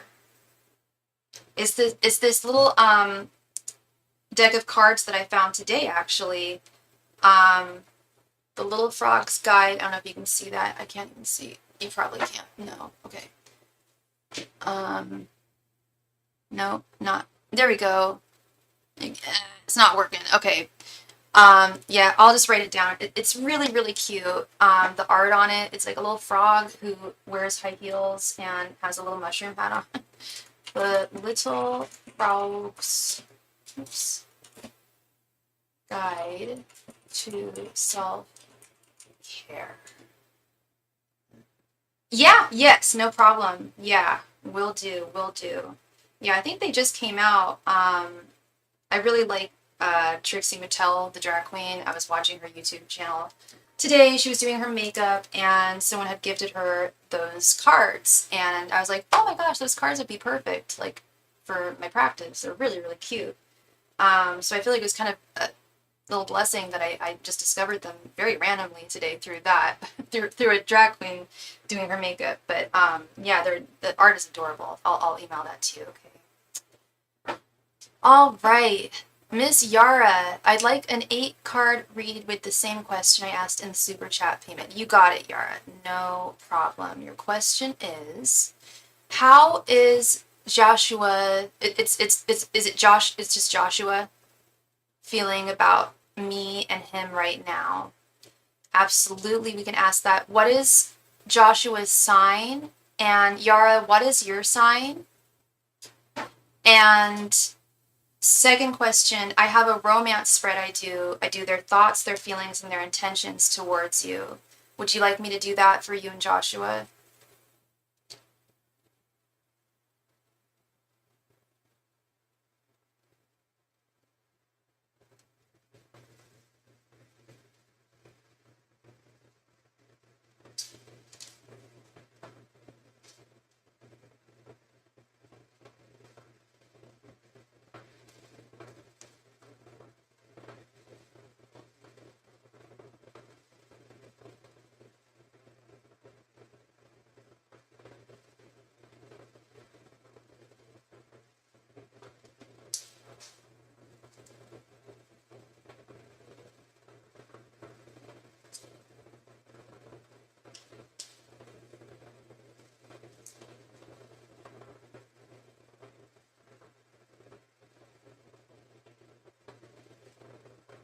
Yara, you still there, love? I need to know your sign. I need to know his sign.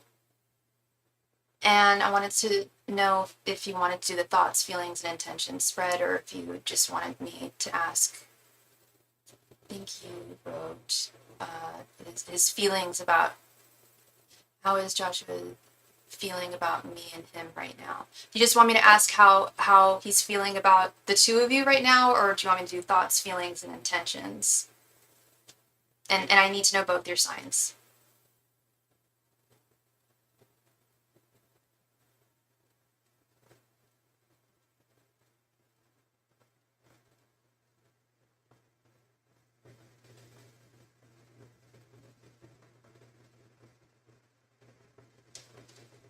Yeah, the two of us, right, and intentions. Okay, you're a Scorpio and he's a Sag. Okay. Let's see.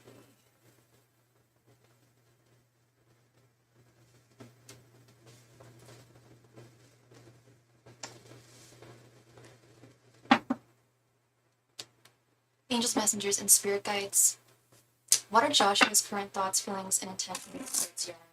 Angels, messengers, and spirit guides. What are Joshua's current thoughts, feelings, and intentions towards Yara? Angels, messengers, and spirit guides. What are Joshua's current thoughts, feelings, and intentions towards Yara? Angels, messengers, and spirit guides. What are Joshua's current thoughts, feelings, and intentions towards Yara? Angels, messengers, and spirit guides. What are Joshua's current thoughts, feelings, and intentions towards Yara? Angels, messengers, and spirit guides. What are Joshua's current thoughts, feelings, and intentions towards Yara? Angels, messengers, and spirit guides. What are Joshua's current thoughts, feelings, and intentions towards Yara? Angels, messengers, and spirit guides. What are Joshua's current thoughts, feelings, and intentions towards Yara? Angels, messengers, and spirit guides. What are Joshua's current thoughts, feelings, and intentions towards Yara? Angels, messengers, and spirit guides. What are Joshua's current thoughts, feelings, and intentions towards Yara? Angels, messengers, and spirit guides. What are Joshua's current thoughts, feelings, and intentions towards Yara? Angels, messengers, and spirit guides. What are Joshua's current thoughts, feelings, and intentions towards Yara? Angels, messengers, and spirit guides. What are Joshua's current thoughts, feelings, and intentions towards Yara?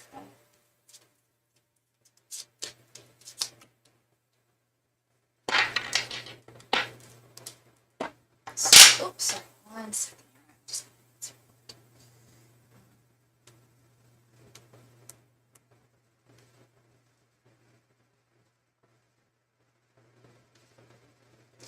Okay, love.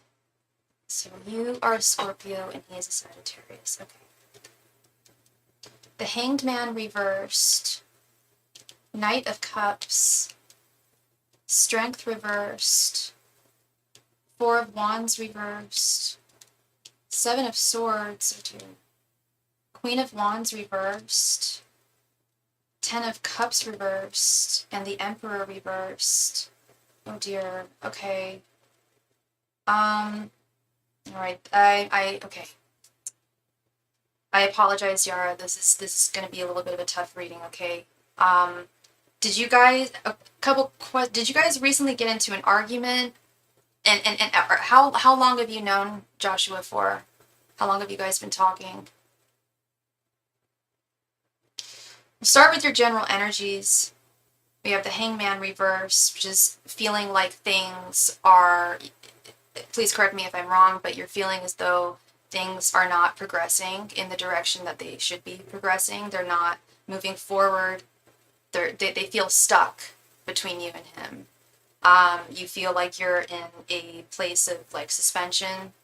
And maybe you guys aren't talking right now, because sometimes the Hangman reverse is indicative of taking a break, not talking.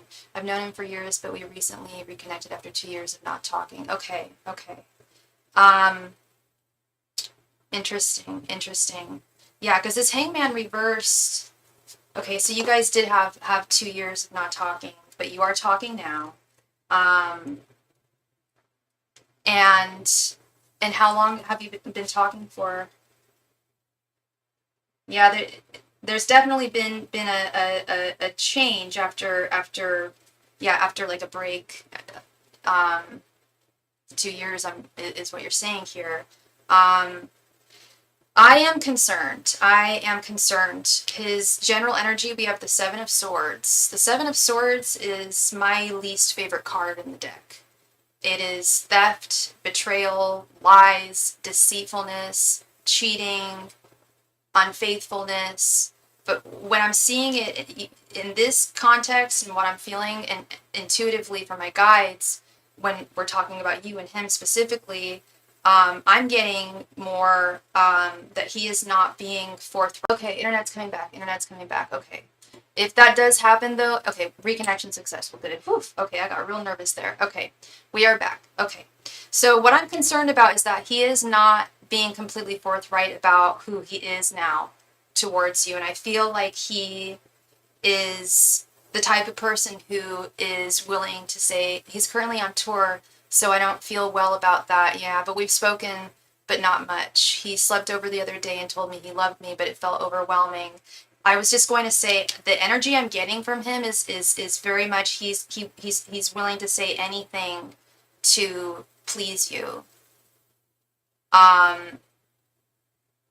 Whether it's honest or not. And I'm not saying he doesn't love you, because I do see strong affections here with this Knight of Cups right here. He definitely does think that that he has a cup of love for you.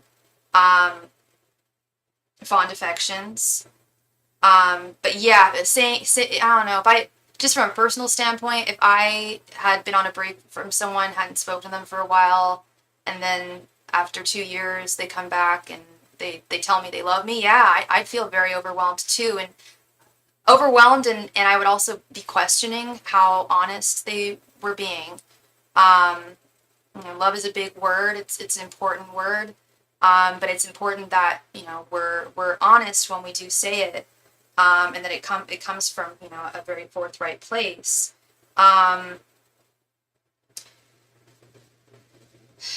This Queen of Wands reversed, though, this concerns me too. It's like I feel does he have bad like jealousy issues with you? Does he get jealous easily when especially if like a guy is just like talking to you and not even flirting with you, but is he like really possessive and like the jealous type? Because this Queen of Wands reversed is usually indicative of someone who's very, very demanding. He is very jealous, but acts like he isn't at all. Yeah, yeah, yeah, yeah. Possessive, selfish. Yeah, passive aggressive. Yeah, it sounds very passive aggressive. Totally, like he's embarrassed of the fact that or ashamed, I should say, of the fact that he does have these feelings of jealousy. When it comes to other men or anything in your life. I think it's mostly like men, but like other men, and yeah, he gets wildly, and that to me is, thank you very much, Grace, thank you. That to me is a red flag, especially paired with this Seven of Swords, because people who are jealous or suspicious of others, oftentimes they are not like honest, forthright people themselves. They're not committed people themselves. Like, it makes me wonder if he's a cheater. And he said he's on tour, and he said you don't feel super good about that. Yeah, if I was dating a musician and they went on tour, I would demand that I go with them. Cause yeah, that's very much, the musicians I've known in my life, they kind of just do what they want when they play, when they're away, Not all of them, but it definitely does happen with some folks. And this Seven of Swords, I can't stop looking at it. His feelings, we have Strength reversed with the Ten of Cups reversed. I don't think he,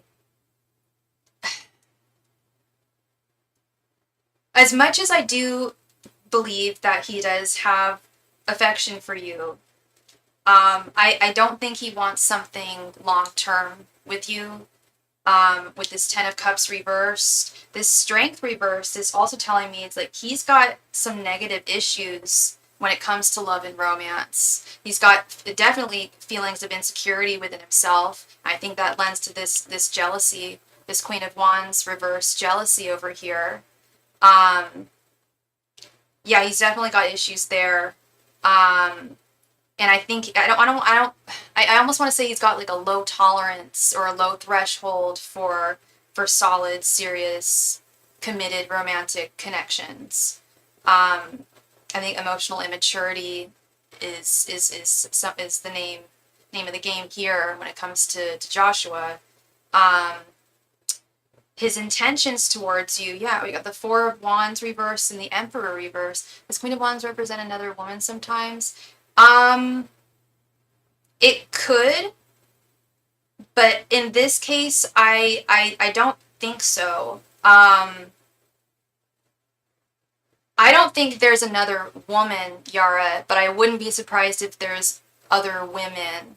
I don't think he's serious with any woman. That's really what I'm seeing here with this Four of Wands reverse and the Emperor reverse. This guy is definitely not fully seated in his divine masculine energies. He's definitely got issues with self-esteem that bleed into that create these feelings of jealousy, insecurity, and I think that he gets a lot of his self-esteem from women's attention. That makes a lot of sense. He's not serious with anybody. Yeah, no, he's definitely not serious with anyone. No, there's nobody he's serious with.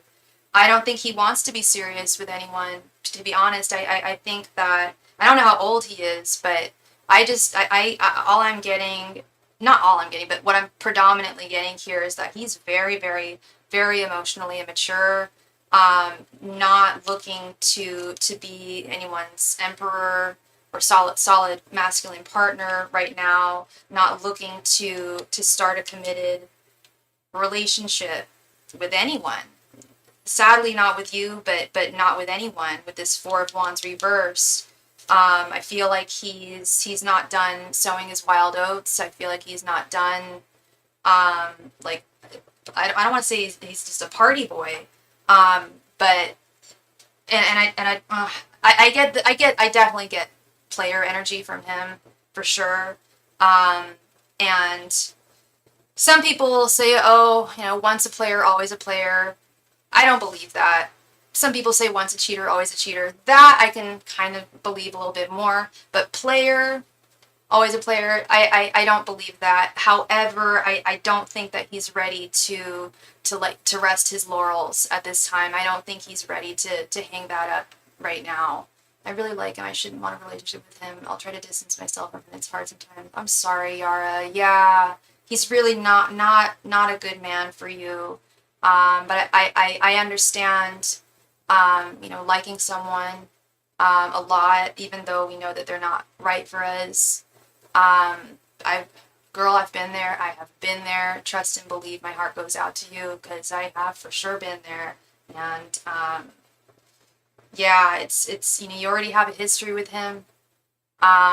It's not going to be easy. Yeah, it is going to be hard, but I think it's really important here to know what your boundaries are. Know and sticking with those boundaries. Like, if you know his behaviors and you know that he's just not, and you're looking for someone serious, like a long-term relationship, and you know that he's not, and you can feel and sense that he's not, and you can feel and sense that he's not completely forthright, or that he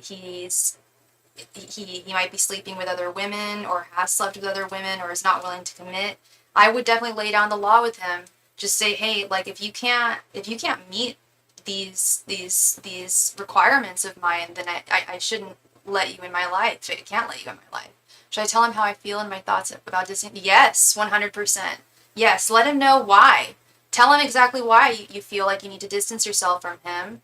And don't let him lie to you. Don't let him sweet talk you and be like, oh, well, I will be with you forever and I'll never stray from you. Like, really let your intuition be your guide here, Yara. If you know that he has not been faithful in the past, if you know he has a tendency for that kind of stuff, if you can sense that he's not serious, that's all I'm seeing here is that, yes, he does have feelings for you, sweetheart. That I can't deny. But in terms of wanting actually something serious, I just think he's looking just to play right now, just to have fun. And not put any work or commitment into a connection. I absolutely think that you should tell him what how you feel, what you require. If he wants to actually be with you, like, you're gonna have to see this, that, and the other. You're gonna actually have like things that you require of him: the communication, consistency, commitment. Whatever your boundaries are, love, but identify those. Let him know why you feel like you need to distance yourself from him, and stay true to yourself, love. Okay, that the hardest part about boundaries is maintaining them. But when we do, that's what serves us. You're very, very welcome. Yeah, no, I think you should absolutely speak your voice here, love. Absolutely, because otherwise, I think he knows that his behavior is not fully what you deserve. But if you lay down the law and tell him, you know, like, this is what I deserve, this is what I require, and I've got a voice, and it's time for you to hear it. Absolutely, you should speak your voice, love.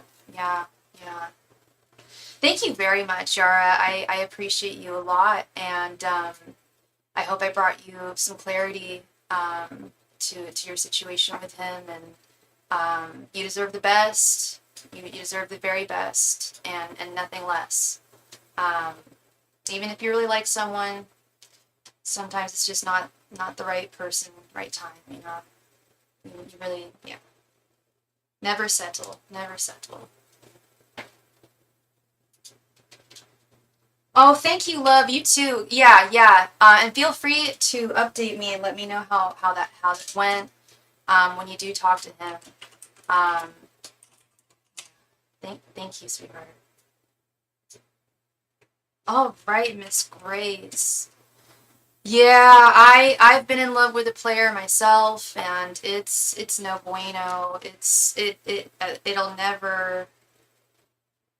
It'll never serve you at the end of the day. But I mean, like I said, I also think that there are definitely players who stop playing and settle down. But until you see that, you know, um, they're good. They're good at getting people to love them. That's what they do, you know. But they don't reciprocate, and that's where it's just like not okay, you know. All right, Miss Grace, were you interested in a 15 card reading, or did you want to break this up into different readings? How did you want to do this?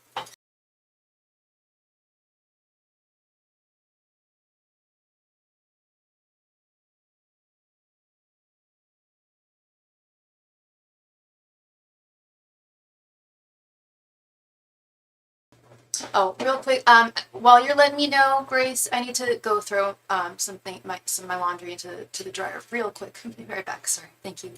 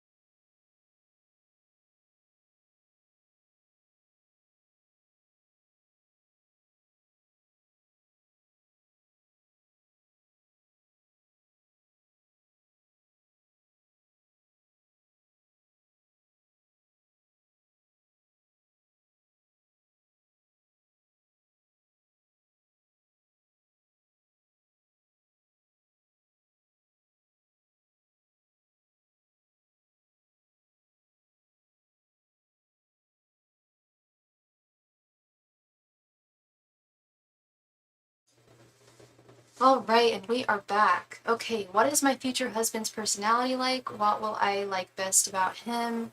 And what will he like best about me? Okay, that could be a tough one to answer sometimes, Grace, but and it'll definitely it's gonna show you the good, the bad, and the ugly. Because that's, you know, marriages can be a lot. Um, you know, they are their ups and downs. Um, and let's see here. Angels, messengers, and spirit guides. What will Grace's future husband's personality be like? Angels, messengers, and spirit guides. What will Grace's future husband's personality be like? Angels, messengers, and spirit guides. What will Grace's future husband's personality be like? Messengers and spirit guides. What will Grace's future husband's personality be like? Messengers and spirit guides. What will Grace's future husband's personality be like?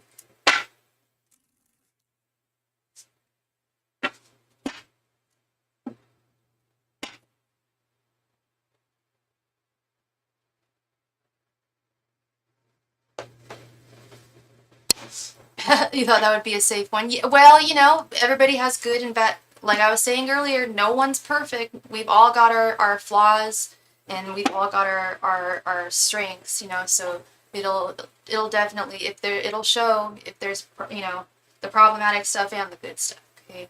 Angels, messengers, and spirit guides, what will Grace's future husband's personality be like?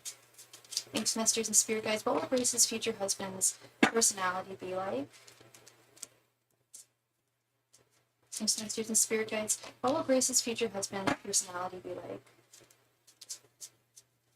Angels, messengers, and spirit guides, what will Grace's future husband's personality be like? Angels, messengers, and spirit guides, what will Grace's future husband's personality be like?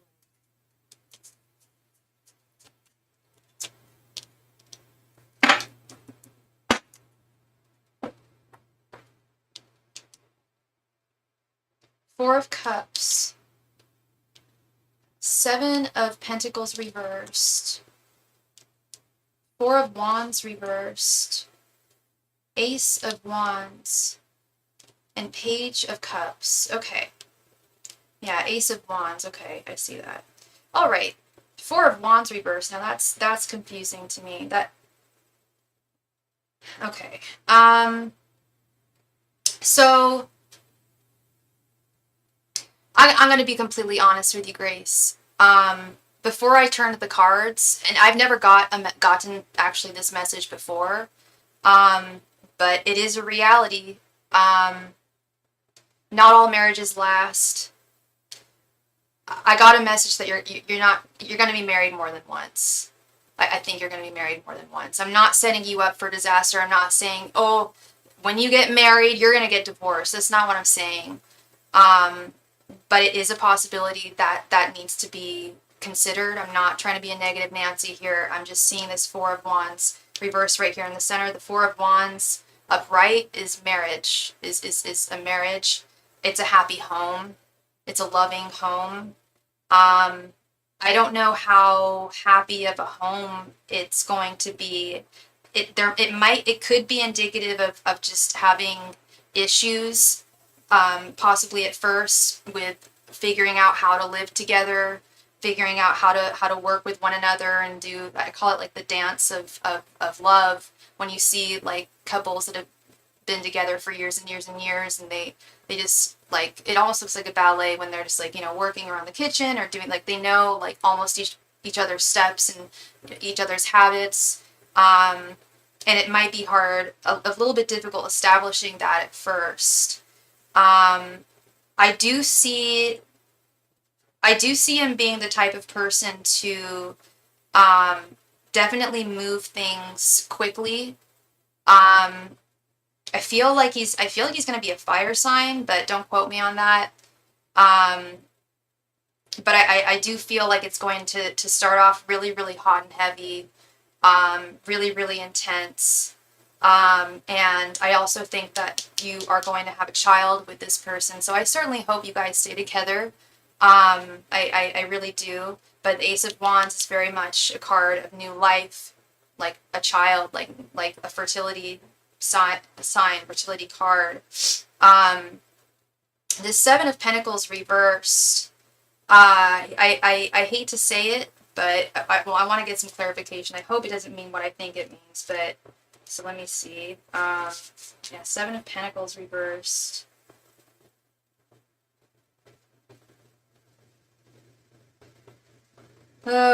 Yeah, he seems like, I get the sense that he might not be the hardest working person, okay? He may have some issues with laziness, and maybe that's what this Four of Wands reversed is he doesn't do his part in taking care of the home. I'm getting a vision of someone, like a good-looking guy, by the way, of a good-looking guy, but he's watching TV and he's got his feet kicked up, and you're in the kitchen cooking the dinner when he could be helping you, but he's not, and that's okay. You know, you know, whatever couples want to do the way they want to do, but it's not okay with you. You know, if you find that he's not putting in an equal amount of effort, that, you know, that could be problematic there. I do I also think that he's prone to, and this could very well be part of this too. I think that he's prone to depression, to sadness with this Four of Cups. And it has nothing to do with you. It's not related to you. It's something that I feel like is dealing with even in his life right now. It's something that he's dealt with his whole life and never took the time to heal from it, or was too fearful to you know actually heal himself and try different healing modalities and whatnot. I will say, yeah, he's really going to enchant you, and he is very much going to be in complete adoration of you with this Page of Cups. Like I said, like this sadness, this depression has nothing to do with you. It's not like he's disappointed in you. And also this like lazy kind of attitude, I feel is more related to unhealed depression. But with this Page of Cups, like, whoa, like he may be an artist of some type. I do get like artsy vibes from him. Like you're very much his source of inspiration. And it's going to start as him having a huge crush on you. I get Leo vibes from this. I feel like he's going to really like sweep you off your feet, and yeah, kind of move things quickly, like in a whirlwind, and that's sweet and that's exciting, but can also be dangerous. And can sometimes be a sign of someone not being completely, really stable within themselves. And I definitely see that with this Four of Cups, Seven of Pentacles reverse. Rushing things, but truly believing and knowing that he loves you for sure. This Page of Cups don't lie. That's very much like someone who's deeply, deeply enamored with you. So I truly hope that you guys can work through his issues, but it's also not your responsibility. I do believe you're going to school to be a therapist. You can't be his therapist, he's got to have to find his own ways of healing. And hopefully, I really hope that the two of you can work it out. It's something I don't see that it, I see this more honestly, girl, like now that I'm reading more into this and his mental health. This Four of Wands reverse is not so much telling me that it's going to end up in divorce. It's more telling me that there's going to be issues within the home. And when I got that vision of you in the kitchen, and you're working your ass off trying to make you guys a meal, and he's just got his feet up on the couch watching the game, that I could see that being not a breaking point, excuse me, but or a deal breaker, but it is an issue that could possibly arise in this connection. I mean, yeah, if you're gonna, marriages have their ups and downs. Every relationship has its ups and downs, and things that one needs to work on and try and understand about the other person and work through with the other person. It's work. It's work. And that's where the Seven of Pentacles reverse, that concerns me. I feel like his depression might hinder him from being able to put that work in that's necessary in a relationship, in a marriage. Like he loves you. He's totally in love with you, sweeps you off your feet, has a child with you, but I feel like you might need to pump the brakes when he is sweeping you off your feet. Like, let him know, like, yeah, I'm really into you too, but like, we've got to get to know each other, in due time. Don't rush into anything, please, because you got to really know someone before you marry them. And I mean, and I'm not telling you to drag your feet either. Like, don't wait, like, forever just to get to know someone. No, but just taking things slow and steady wins the race. I've just seen this far too often. Like slow and steady always is the succeed, or the relationships that succeed. When people rush into things, or when people hesitate on things too much, that's when time is either wasted or not being used wisely. Okay. Why am I blanking on what your sign is? What's the point, though, if I'm getting divorced from this person anyways, though I don't want my kid to be a child of divorce like me? I said that the Four of Wands could very well not be an indicator of divorce. It's also, the Four of Wands is also a union, a happy home. It is reversed. I don't know. I can't tell you that, Grace. That's why I'm saying be careful of someone who tries to sweep you off their feet off your feet really fast. You don't want, like, if you see any of those red flags, like, then yeah, you don't have to go forward with anyone. But this is just, one of the people who is going to come into your life. But you said you saw 2 marriages in my future. It is a possibility. It's a possibility. Yeah, it's a possibility, and it's something that of course, we nobody wants to get divorced. Nobody wants to get divorced. Nobody wants to have a child with someone and then end up getting divorced. But it does happen. And it's something that I wish I had a magical wand and could tell people, like, oh, this guy, his name's going to be Joe Bob, and you're going to get divorced. And if you go forward with him, you're going to get divorced. I don't have that power. The power I do have is the messages I get from Spirit and the messages I get from my cards, and I'm not going to withhold anything that's coming to me. I don't do that. It's not my style, girl. It's not my style. Like, and I'm just here as a conduit for what Spirit has to say, and perhaps that's just not the right guy. If someone comes into your life, I would say this would be a red flag, Grace, about describing this person.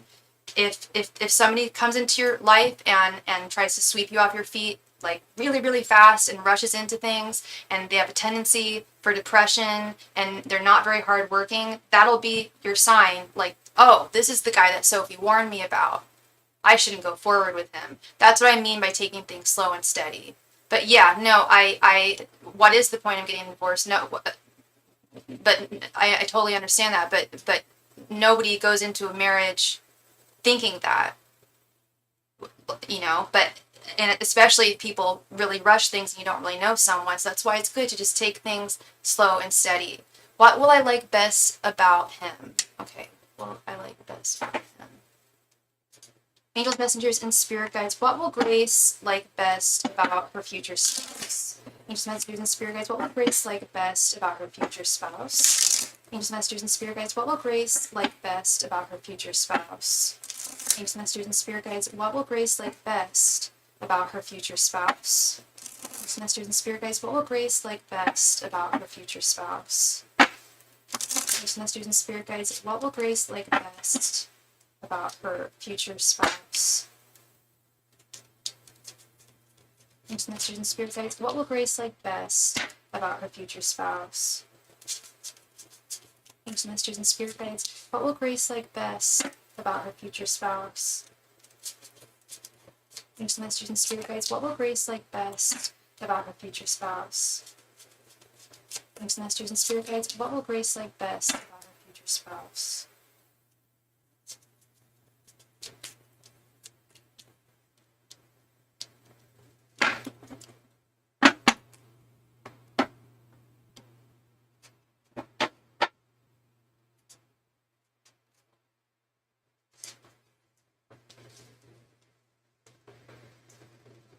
Page of Swords, 5 of Pentacles reversed, Justice reversed, my card for today, 2 of Swords, and wow, okay, 7 of Pentacles reversed is coming up again. That just came up in the last reading. I need some clarity on this.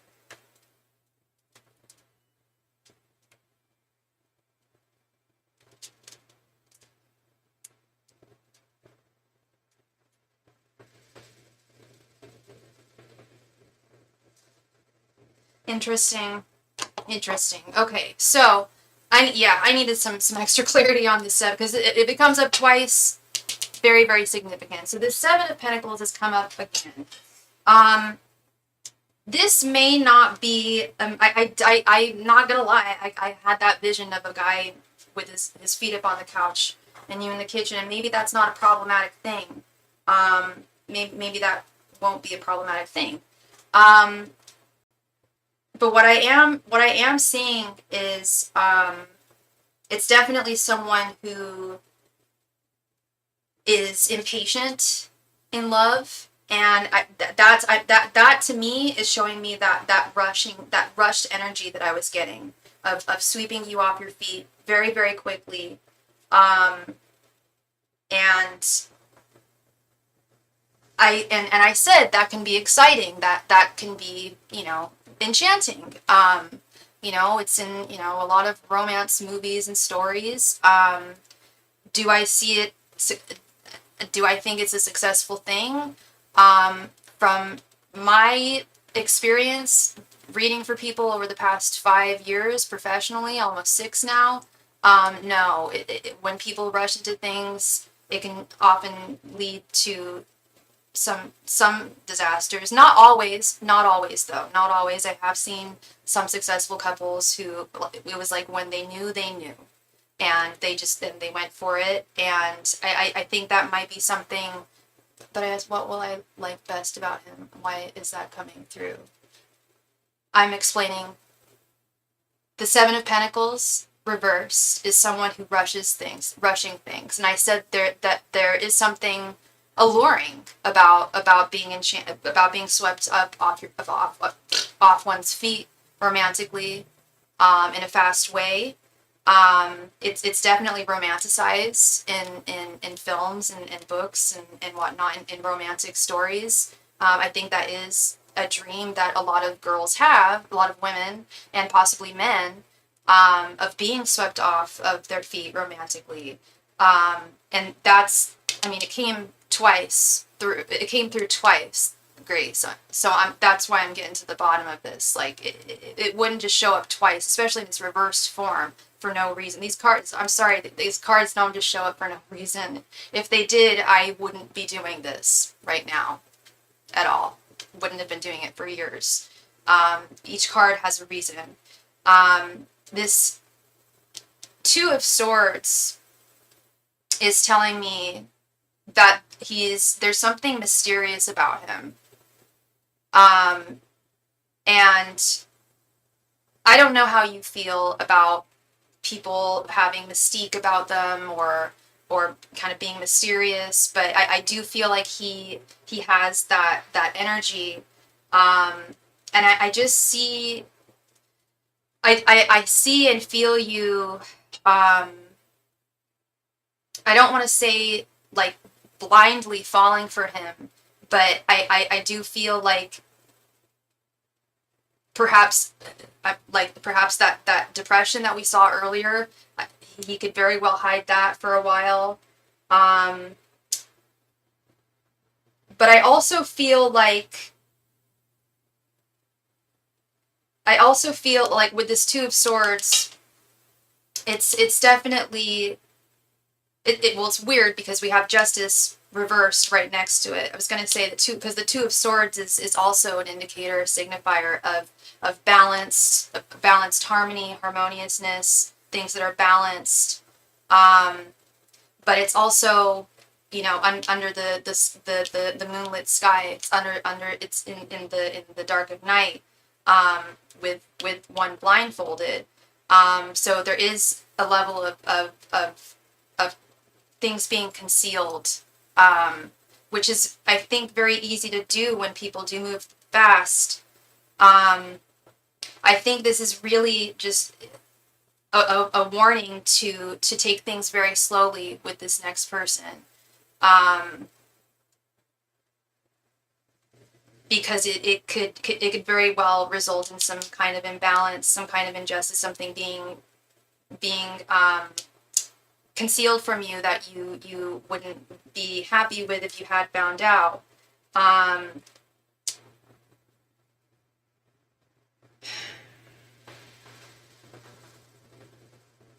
This Five of Pentacles reverse, yeah, he's definitely...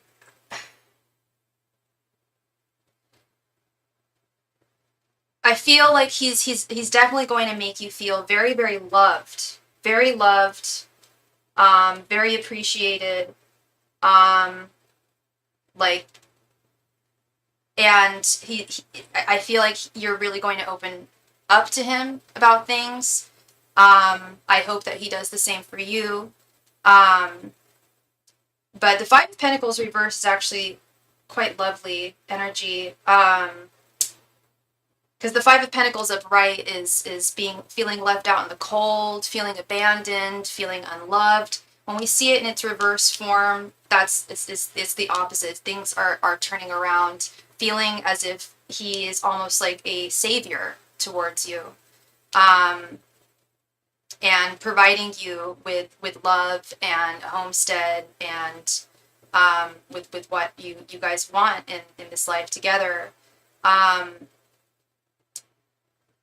He's also going to be very smart, very, very, very intelligent guy, and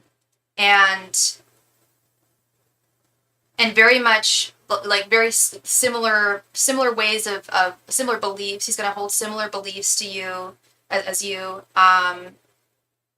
similar political beliefs, similar religious, spiritual beliefs. Your morals are definitely aligned. And yeah, very, very strong intellectual connection with this person. Same sense of humor, same interests in things. And as I was saying in the last reading with that Page of Cups, how you're going to be a huge source of inspiration for him. I feel like he's going to be a big source of inspiration for you, in a lot of ways. Like I feel like you're going to want to know everything about him. He may be slow to reveal that entirely with this Two of Swords right here, and this Justice reversed. But I do feel that it's definitely a matching of minds for sure. Someone who you can really both identify with and relate to, and have a lot of common interests, a lot of almost all your values and interests align. I think that's a good thing. They always say, opposites attract. But sometimes, we need people who are more, similar to who we are,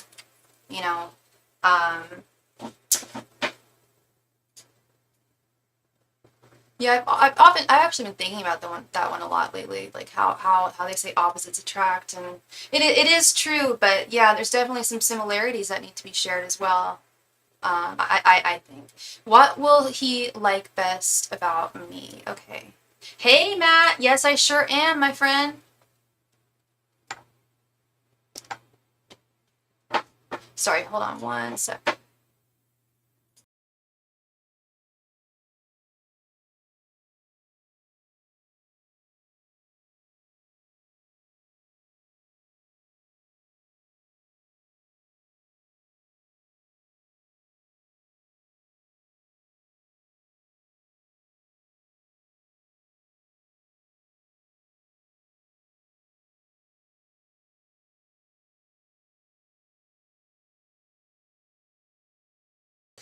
Sorry, I keep on getting hot, getting cold. Now I'm a little hot again. Angels, messengers, and spirit guides. What will Grace's future spouse like most about Grace? Angels, messengers, and spirit guides. What will Grace's future spouse like most about her? I'm sorry, Grace. What did you say your sign was again? I don't know why I'm blanking on your. Are you a Taurus? Angels, messengers, and spirit guides. What will Grace's future spouse like most about her? Angels, messengers, and spirit guides. What will Grace's future spouse like most about her? Angels, messengers, and spirit guides. What will Grace's future spouse like the most about her? Angels, messengers, and spirit guides. Thank you so much, Matt, for your donation. Quickly add you. You're Taurus. Okay.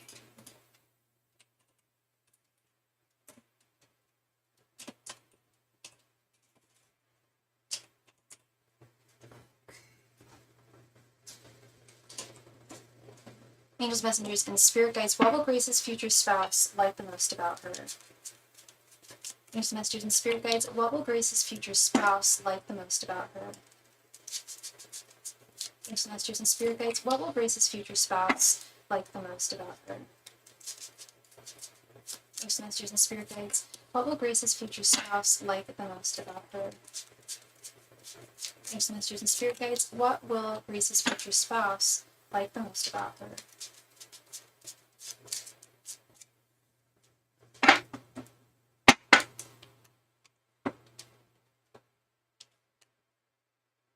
King of Wands reversed, Six of Cups reversed, Four of Swords reversed, Eight of Pentacles reversed, and Two of Swords again. I'm wondering if Spirit is saying, if Spirit just isn't a fan of this guy, Grace.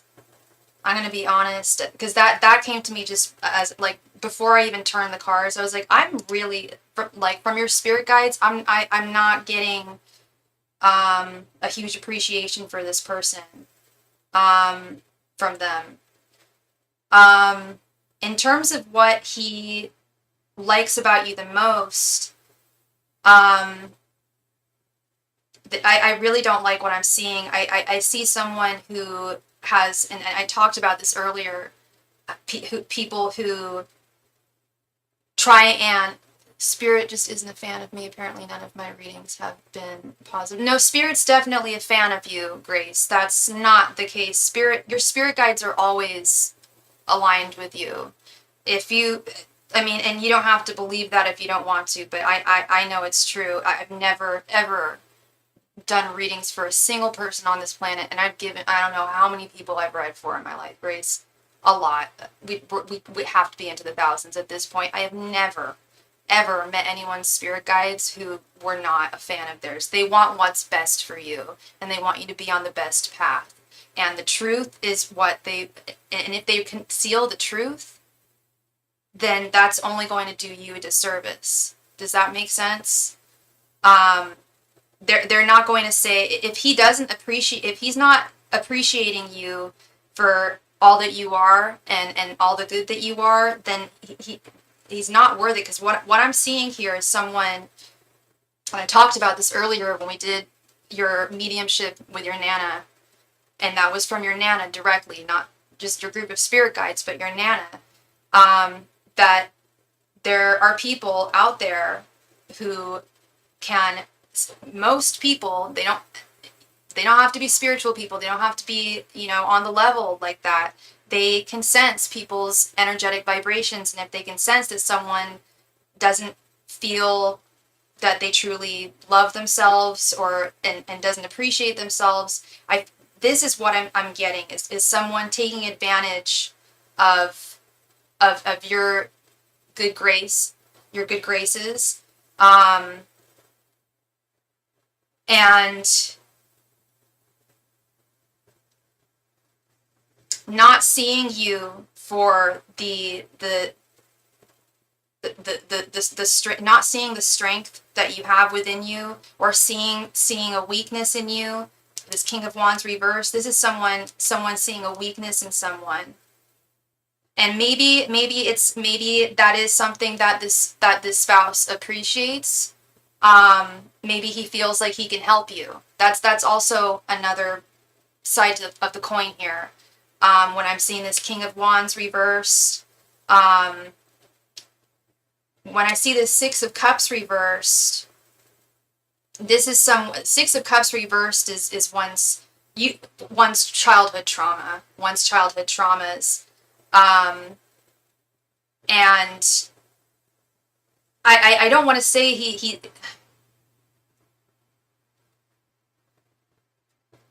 it could very well be just you being a vulnerable person, you being an honest person, and them finding that lovable, which it is. Vulnerability is beautiful. Being open and being honest, being transparent, that is something that I know is crucial in any relationship of any caliber, of any type. This Four of Swords reversed. I need some clarity on this one here. Because it's really confusing me.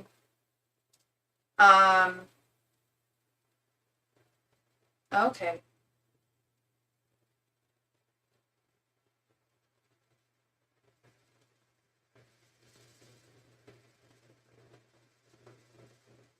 Interesting. Yeah, this is definitely, I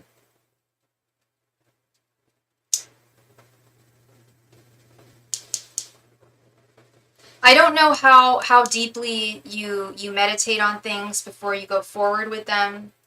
But the energy I'm getting from this person is very much like fast moving energy. And Leo, I have a very strong feeling that they're going to be a Leo. I felt that earlier, and now I'm seeing this King of Wands here.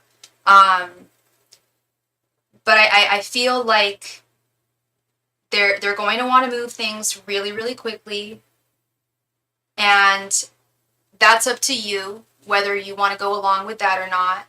And it looks like it's something that you may very well go along with. Sorry, love, one sec. And something that they appreciate. If they're a Leo too, I could also believe that they definitely are the type, coming from someone who's dated more Leos than any other sign, they're very much the type to want to take the helm, to want to be the one who's at the wheel, the one who's taking charge. And when it comes to the initial like attraction courtship phase, I really do feel, and Leos really do this, they really lay out the red carpet for the person who they are attracted to, the person who they're trying to court. They will bring you flowers, they will bring you gifts, they will flatter you. But it can be a lot at first. It can be that, which can be overwhelming. It's not a bad thing, but it's also not a good thing either. It's kind of in between. It can be a good thing, but there is very much danger in that. I just feel like with this Two of Swords repeating itself twice now, I feel like neither of you, it's not that you guys aren't getting to know one another, it's just not taking the time, the right amount of time to really get to know one another. The message I keep on getting is like going into this blindly. Is there anything positive I can take away from this reading, because I'm not doing well right now after all this? If there's nothing that you can, I'm really sorry, Grace. I do know that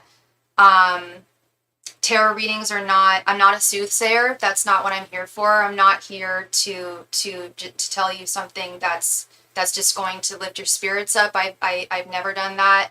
If anyone in the chat wants to vouch for me, that's just not what I'm, and I don't think that's what tarot readers should do. Your energies are very heavy in general right now, Grace. You've been through something very major, very hurtful, and painful. And I will say that when I give readings for people, especially when we're looking into the future, tarot is, this is why it's a difficult question to ask this question, Grace, about asking about future spouses, is because tarot, while there are things that are written in this life, like I know you are going to get married. I heard it from your Nana. I heard it yesterday. While there are certain things in this life that are set in stone, not everything is. Not everything is set in stone.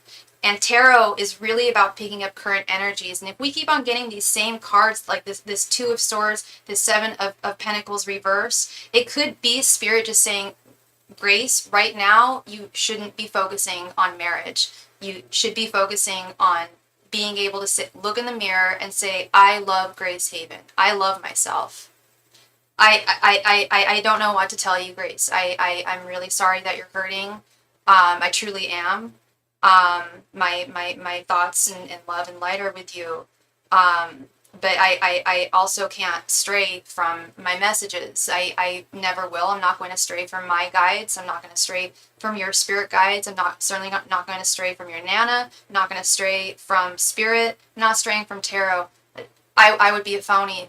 I would be an effing phony if I did that. So, in the spirit of not being a phony and not being a fake, that's really what I'm getting here. Is that I feel like Spirit is saying this is not the time to be thinking about marriage.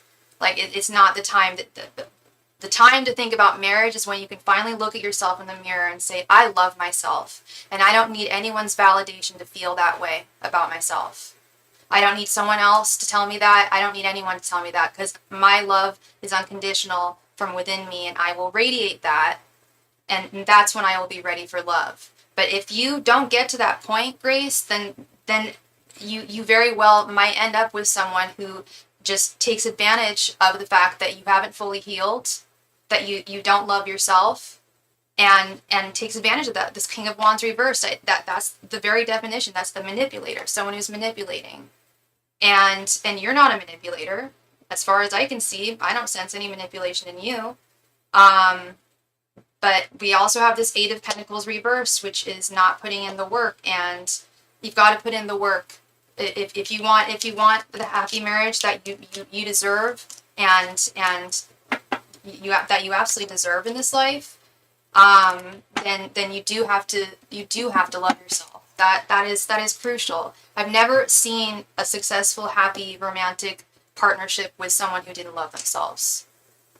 Okay, so that is what I'm seeing for you. Thank you very much, Grace. I'm not here to upset you or piss you off or anything. That's not my intention. I wouldn't be able to sleep at night if that was the case. I'm here to guide people and help them on their journey in life. Okay, and yeah, I really thank you for all of the wonderful insight that you had yesterday.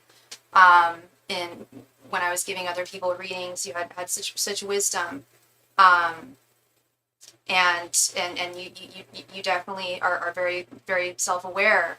And I think it's time to listen to Nana and love yourself as much as she loves you.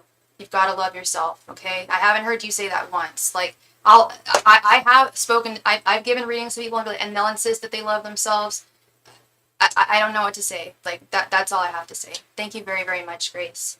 Matt, thank you so much for your donation. Please go ahead and post your question right there in the chat. Thank you.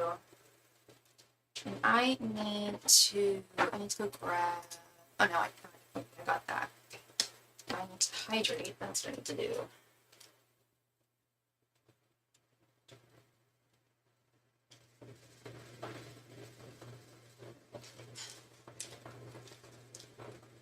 Will do, Grace. Thank you. And I'll send you that the link for those cards, okay, love? Hey, Matt. Is Nicole, don't know her sign, trying to make Matt quit his job? And she's the DM for DG. Gotcha. Okay. 1 second. Now I'm cold again. I gotta put my jacket on.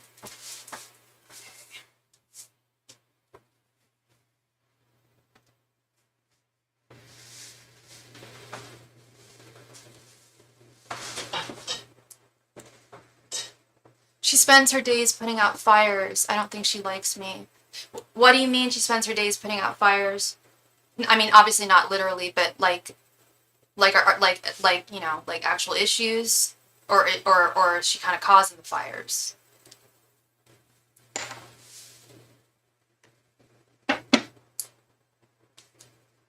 And is she's not the one? Excuse me, she's not the one who you used to live with, is she? Oh, okay. Angels, messengers, and spirit guides. Is Nicole trying to make Matt quit his job? Angels, messengers, and spirit guides. Is Nicole trying to make Matt quit his job?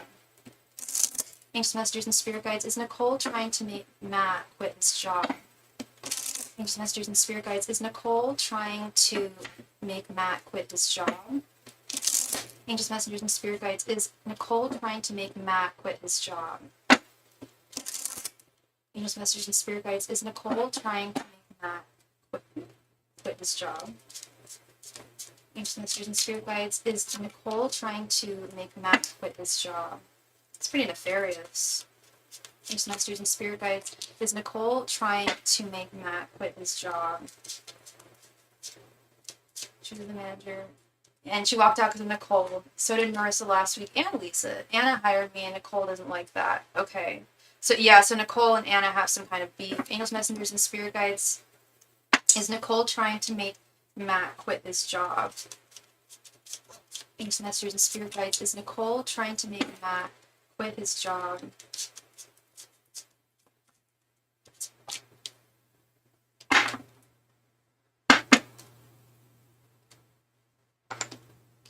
Let's see. Strength. The High Priestess. Knight of Swords reversed. Six of Cups reversed. And Eight of Cups. I think so. Eight of Cups. Wanting you to move on. Six of Cups reversed. She's not communicating.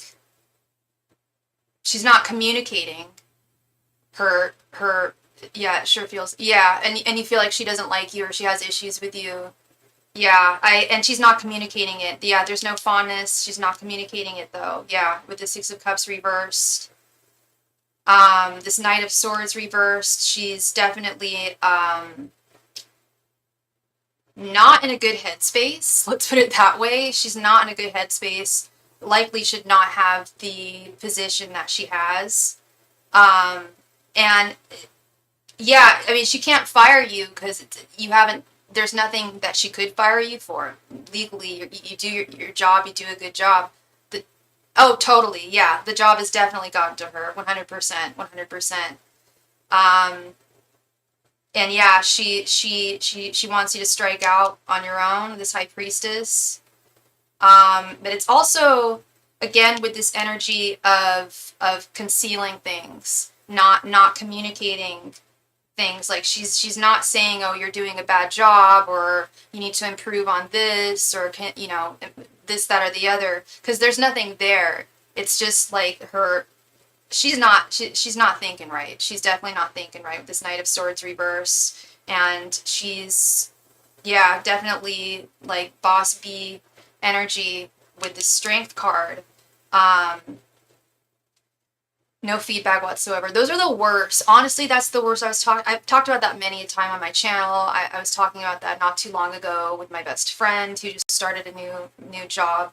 She's just become a therapist. And I asked her, I was like, well, how do your superiors like how you're doing so far? She's like, I don't hear anything. She's like, they tell me nothing, so I don't know where I stand. And she sounded like pretty frustrated, and she's a very cool cat. But I was like, that's the worst. Like, that is the worst. Like, I was like, I'll tell you this. Like, most of the time, if you don't hear things from a manager, it's usually like you're not fucking up. You're not doing anything wrong per se. But you've got to know what you're doing right. You got to know where you stand. And I just think that's the worst type of leadership. She'll bark at me when she comes into our store from time to time. That's terrible. That's really negative. That's really awful. I'm sorry, Matt. I'm really sorry that you have to put up with that crap. Yeah, it's like there's nothing that you've done that she can directly fire you for. It's just, she's just on a power trip. She's just on a power trip. And I also think that she sees your and senses your intelligence. I mean, this place and most of these people are silly. Yeah, they're silly. She's not the brightest crayon in the box. She's not a high level functioning person. I mean, she thinks she is, but really, like, her mind is all scrambled. And yeah, it's really more of a personal issue. So there's nothing that she could do. She tries to talk down to me, then I make eye contact and she shifts her gears. Yeah, I think you do too. I think your self-confidence, your intelligence, I think it intimidates her. It threatens her. Not like she feels physically threatened by you, but like power-wise, like she feels like threatened. Like, yeah, I do think there's a big intimidation factor there. And yeah, there's a lot being concealed, a lot not being said. The Six of Cups reversed and the High Priestess. That's not saying something. That's not saying something. Yeah, I get that vibe too. I'm sorry, Matt. Yeah. Um, I mean, you keep it's dumb, but oh well. Yeah, I mean, you just keep on being the best employee you can, the best person you can. You're good at it, you know. You're good at keeping your head held high and not matching that kind of low vibrational energy, not entertaining that, and not yeah, not entertaining that energy. Yeah. And not letting and doing and not letting it get to you. You're pretty bulletproof. You're pretty solid, man. Um, and you definitely got an energetic cloak around you, which is really cool. You've definitely mastered that for sure. And yeah, you just do you, totally. Just do you. And like I said, there's nothing she can actually fire you for. Um, so that's why she wants you to quit. Because if she could fire you because it is at will employment, I'm assuming. But then they'd have to pay unemployment, which they don't want to do. No place ever wants to do. So I've been in situations like that where I felt like they were trying to make me quit. Um, and don't let them have that satisfaction. Don't let them have that satisfaction. It got to a point where I was at a job that one of my earliest jobs. I worked for a law firm, and I knew my horrible boss. She was super narcissistic, horrible woman. I knew she was trying to get me to quit, but I wasn't going to. I was trying to find other jobs, but until I did, I wasn't going to leave. So then she fired me for being sick too much, even though I had plenty of doctor's notes. She was like, I don't care. I can't tolerate sickness in my office. And they rejected my unemployment. And so I had to take them to court. And guess who won? Me. Not the huge ass law firm who should know damn well what the hell they're doing. So yeah, don't, you just keep doing you, man. I figured that was the case with her. I mean, they can either promote me to ASM or I move on. Yeah, absolutely. It's going to be one of the two. But they're not, yeah, they don't have the power to fire you. They don't want to pay the unemployment, you know. So I've seen this happen far too many times in far too many job situations, and it just sucks. But you got to keep your head held high, and you will, and you can. You're very capable of that, and you know that this is a temporary situation. Like, yeah, if they don't promote you, you just move on. You know. Yeah. Well, I'm sorry you're going through that, Matt. But you're strong. You're a tough cookie. You're hella strong, and it intimidates. It intimidates, but that's their problem. Well, thank you very, very much, Matt. I really appreciate you. Um, I hope I brought you clarity. Yeah, yeah, make it work for you. Absolutely. Just make it work for you. That's what's up. That's what's up. Okay. You're very welcome. You're very welcome, Matt. Thank you. Thank you. All right, so it's that time of night. Wow, I've been on for almost 3 hours. So I'm going to do a last call for any and all donations tonight. I'm not sure if I will be on again tomorrow. I'm going to do my best to come on again tomorrow. I'm flying. I'm flying on Wednesday. I'll be gone for a month, but I won't be gone. I will still be going live in the mornings as opposed to the evenings. So definitely y'all click your notification bell so that you'll know. Yes, yeah, I'm going to France. I'm going to France. As Eric Andre said, yeah, I'm going to France. Yeah, I'm really excited. Yeah, it's gonna be chili Cocoa Puff, but it's gonna be really nice. Yeah, yeah, I'm really excited. It's gonna be lovely. Nice little respite, especially the fact that my other job, I do art modeling. Like this time of year is not where I want to be doing art modeling. It is far too cold for that. So I was like, I'm gonna take a little extra time off that job. But I also have some other jobs lined up when I'm there, not art modeling, photography, and like I said, I'll be. That's what I love about this channel, my little little slice of heaven here, my little kingdom. I don't have to bring everything with me, but as long as I've got a deck of cards and my iPad, I don't even bring my laptop with me. I just use my iPad and works for me. Please do. Please do, Matt. Thank you. Absolutely. Please do. Yeah. Yeah, I'll be on in the morning. So yeah. It's always a different crowd, usually. Or sometimes actually it's nice it's the same people, but they'll also be like, you're on early. I never see you on this early. Last call, everybody. If you have a question tonight, like I said, I'll do my very, very best. How do I donate if I don't have Snapchat? There's no Snapchat. Oh, you mean SuperChat? If you don't need to use SuperChat. Here's all my donation information, Kat. I accept CashApp, Venmo, or PayPal. You don't have CashApp? Or you do? It's okay. Yeah, if you don't have CashApp, you can do Venmo or PayPal. Or you can use SuperChat. But SuperChat donation rates are slightly higher. If you want to use Snapchat, this is the menu for Snapchat. You don't have to have all three. No, you can just use any one of the three to make a donation. If you don't have Cash App, use Venmo. If you don't have Venmo, use PayPal. And if you don't have any, then you can use SuperChat right there. Okay. Please let me know. Oops.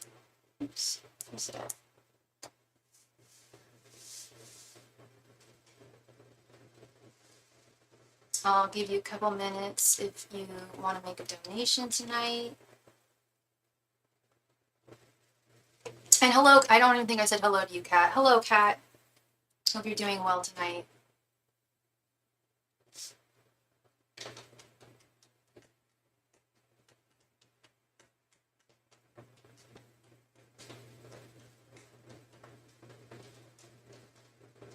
Super chat it is then. Okay.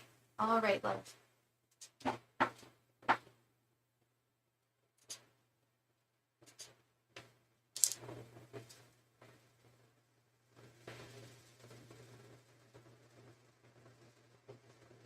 Okay, while you're sending that, I'm just gonna run upstairs really quick and grab my drink. 1 second.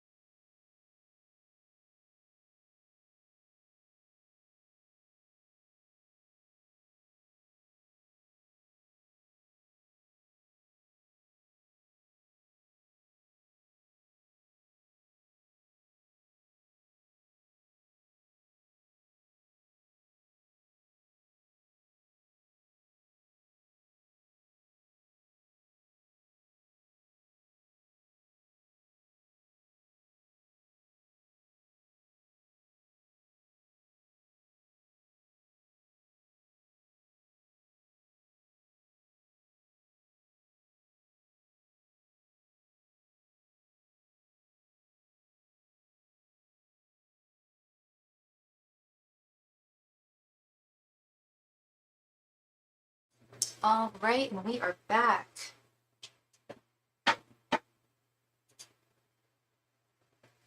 Kat, did you still want to make a donation tonight?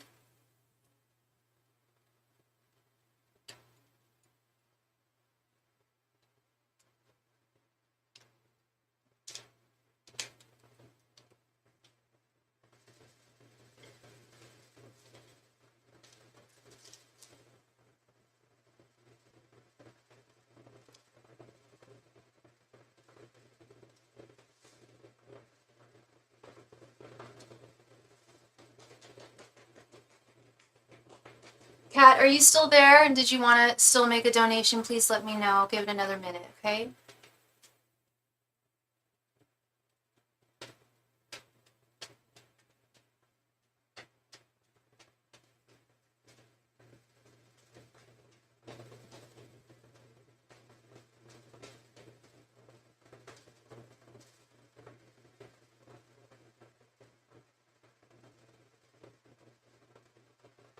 All right. Thank you so much, love. Okay. All right. So you donated 777 Canadian. Okay. Let's do converter. Okay, so that is $1 to USD.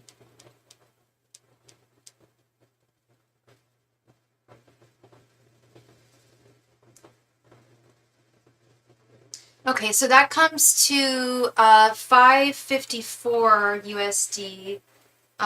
2 Canadians, my second Canadian tonight. So that and it's 777 USD for a 5-card reading. So for $5.54, we could do like a 3-card reading if you want to do that. Or you can donate the difference. Oh, how do I figure out the difference here? So it would be 554, 220. So the difference, if you want to make the difference, that would be if you want a 5-card reading, that would be an additional $3.13 Canadian dollars. But it's an additional 2. Wait, yeah. Wait, now what's going on here? Yeah, so it's 554.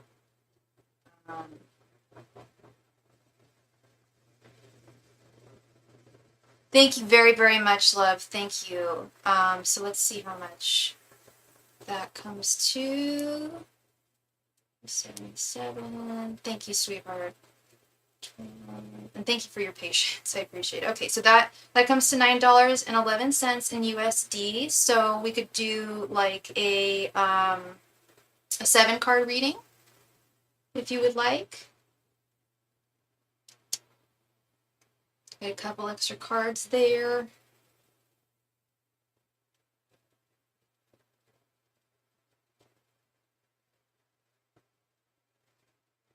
All right, Kat. Please go ahead and post your question right there in the chat. Thank you.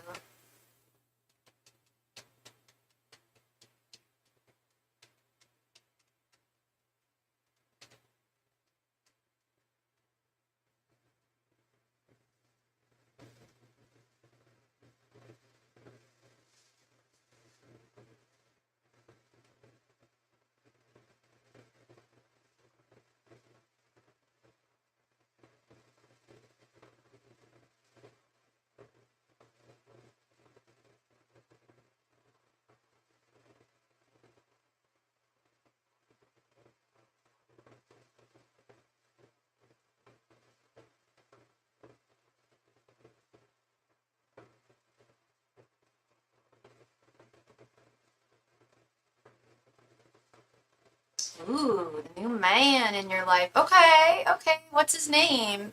What's his name and what's his sign? And what is your sign, love? And I also have a romance spread I do. I do their thoughts, their feelings, and their intentions towards you. Would you want me to do the romance spread? Or just ask about this gentleman?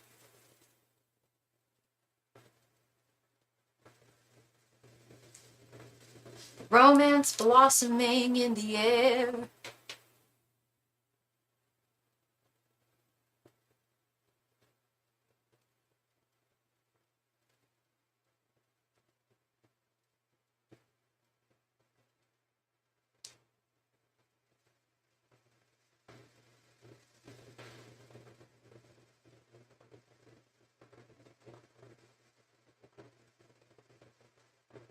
Not sure what to ask, but he's so different. I like him a lot. Ooh, okay.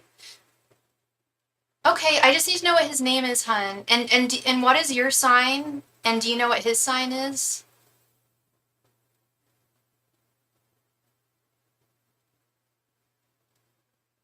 Mike, and he's an Aquarius. Okay, and what's your sign, hun?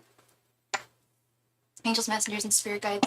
What are Mike's current thoughts, feelings, and intentions towards Cat? Angels, messengers, and spirit guides. What are Mike's current thoughts, feelings, and intentions towards Cat? Oh, that's a good combo there, girl. I'm an Aquarius myself. I love myself. I love me some Geminis. Angels, messengers, and spirit guides. What are Mike's current thoughts, feelings, and intentions towards Cat? Angels, messengers, and spirit guides. What are Mike's current thoughts, feelings, and intentions towards Cat? Angels, messengers, and spirit guides. What are Mike's current thoughts, feelings, and intentions towards Cat?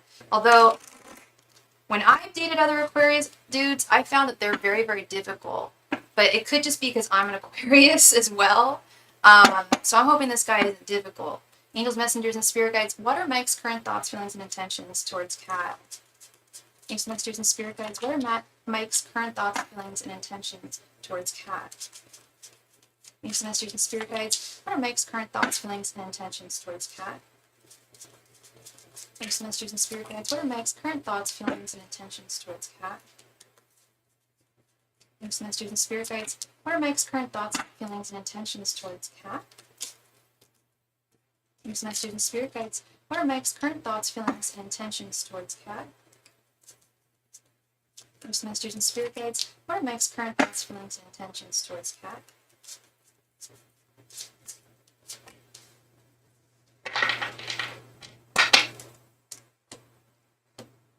How long have you guys been talking? I know you said he's a new guy in your life, but I'm always curious. How long have you guys been talking for?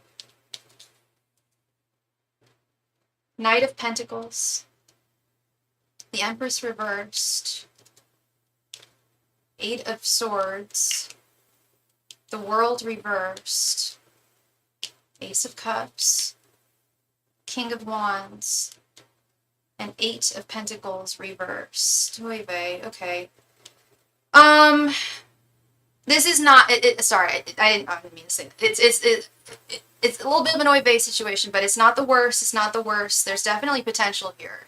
But I automatically, and this isn't just me assuming things or anticipating. Oh, he's an Aquarius guy. He's going to be difficult. But I see the Aquarius difficulty here, and I'll explain what I'm seeing and feeling and why I see it, and etc. So, but let's start with you.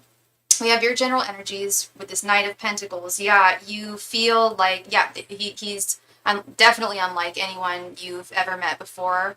And you feel like there's definitely a lot of potential with this guy. Or you're at least definitely hoping that there will be potential between you and him. You guys work well together. Well, we've been hanging out over a year, then he left all summer because he wasn't ready, but now he's wanting to try. Okay, that sounds very Aquarius. That sounds very Aquarius. Okay. Yeah. And did he explain why he wasn't ready? Because the affection for you is very much there. I mean, look, his general energies, we have the Ace of Cups. He very much has a cup of love for you, sweetheart. I don't want to call it love this early on, but he is deeply infatuated with you. I'll let you know that for sure. And he is ready to offer that to you. But there still are whatever was holding him back in the past. I don't know if he's fully healed or moved on from whatever that is. His thoughts towards you, I don't like this Empress reversed, but we do have this King of Wands. He does think he's very, very physically attracted to you. I hope you know. I hope he's told you. I hope he's shown you. But he very much holds a torch for you. I think his past girlfriend messed him up a bit. He was scared. I think, yes. He is scared. He is scared of, there are some fears about commitment. That's what I'm seeing. I'll get into that in just a moment. This Empress reverse, though, he does think that, and maybe this could very well be the Aquarius in him. He does not want things to move very quickly. Delays will prove necessary. I don't even want to say delays, but just taking things slowly. And I always say that that's really the wisest to go. Take things slow and steady. Not so slow that you're dragging your feet and nothing happens, but don't rush into anything. Don't let him sweep you off your feet. Don't let anyone sweep you off your feet, because it can be fun and exciting, but often and can lead to some disasters, some tower moments. I have twins also. He has no kids, so that scared him too. Okay. That could also be this Empress reverse, honey. You're a mom. You're a mama. And he's not quite sure how he feels about it. I think it's not, yeah, I don't know if scared's the word. Yeah, he's not quite, I'll tell you what Spirit's telling me is he doesn't know quite what to think of that, or how to feel about that. I don't know if I don't know how old he is. I'm a little surprised. I don't know. Depending on how old he is, I would be a little surprised that he's never dated a woman who's had kids before, because we do that. We have babies. I don't have any babies, but women have children, and it happens. We have children. And it's more something like, yeah, he doesn't quite know how to, I think it's more he doesn't know how to, I don't think he's ever dated a woman with children before, to be honest. And I think it's something that he just doesn't know quite how to feel.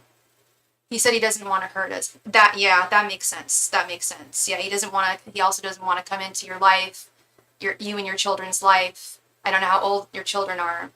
But he doesn't want to come into their life and possibly, disrupt it. Say you guys really do get along really, really well. I don't have children myself, but I've dated men who have kids, and yeah, you do end up like falling in love with the kids. Sometimes you love the kids more than you love the person, and then you don't want to be with the, say something does happen, God forbid, say something does happen. He's 33. Okay. Still a little surprising, but it happens. It's just something he hasn't experienced, but yeah, he is scared of inevitably falling for your children as well, and them loving him. I'm sure they will. He sounds like a great guy. And then say, God forbid, something happens and you guys break up, then the kids have to deal with that disruption. And to that I say, I don't know if they've met him yet, but to that I would say, just until you really know the guy, I wouldn't introduce him to them. I wouldn't even bring him into their lives at all until you're really, you have already. Okay. Yeah, that's okay. That's tough. That's tough, because they've already met him and they already adore him. Okay. Yeah, that okay. Yeah, I see that. Yeah, his feelings, because we have his feelings, we have the Eight of Swords. The Eight of Swords is being bound, feeling tied down, feeling trapped. And I'm not saying that he feels trapped dating you. I just think that he does have legitimate fears of commitment, that could very well stem from his past relationships, or could be something more deeply rooted within him. I don't know what his childhood was like or anything like that, but maybe he didn't have the best examples of what love and relationships were growing up. And yeah, the Eight of Swords is very much a real fear of commitment, not seeing commitment as a loving joint affair between two people who care and love one another, but seeing it as being like trapped. And I don't mean that in the sense that, I can't talk to other women anymore, I can't do this, that, and the other, but it's more, when I see this Eight of Pentacles reverse, I think it's more a fear of the work that is required to put into a relationship, any type of relationship. And with this World reversed, I definitely feel like there's things from his past that have not been healed, have not been resolved or dealt with. And not everybody is you don't have to be fully healed person in order to be out there in the dating world and date people, but if there are blockages, if there are aspects of your healing that are direct blockages to you having a healthy, solid romantic connection or any kind of connection, then it's probably not wise to go forward. And I think that's why he moved backwards during the summer, because there is a lot he needs to contend. I'm not making excuses for him or anything, but there is a lot he's got to work through when it comes to how he behaves in a relationship, and what his expectations are in a relationship. And yeah, a big part of this that concerns me is this Eight of Pentacles reverse, not wanting or not feeling able to be able to put in the work that's going to be necessary in a connection like this. Because yeah, if he's in a connection with you, he's invariably in a connection with your kids as well. And that's what I do. It's less of a fear and more of like just, well, well, I guess we fear the unknown, right? And it's more, he doesn't know how to navigate this. He's never been in a situation like this before, doesn't know how to move forward, knows that he really has strong feelings for you. I can't deny that. It's King of Wands, Ace of Cups for sure. But when it comes to the nuts and bolts, the actual work that needs to be put into connection, he has his doubts. He is self-doubtful as to whether he can really deliver.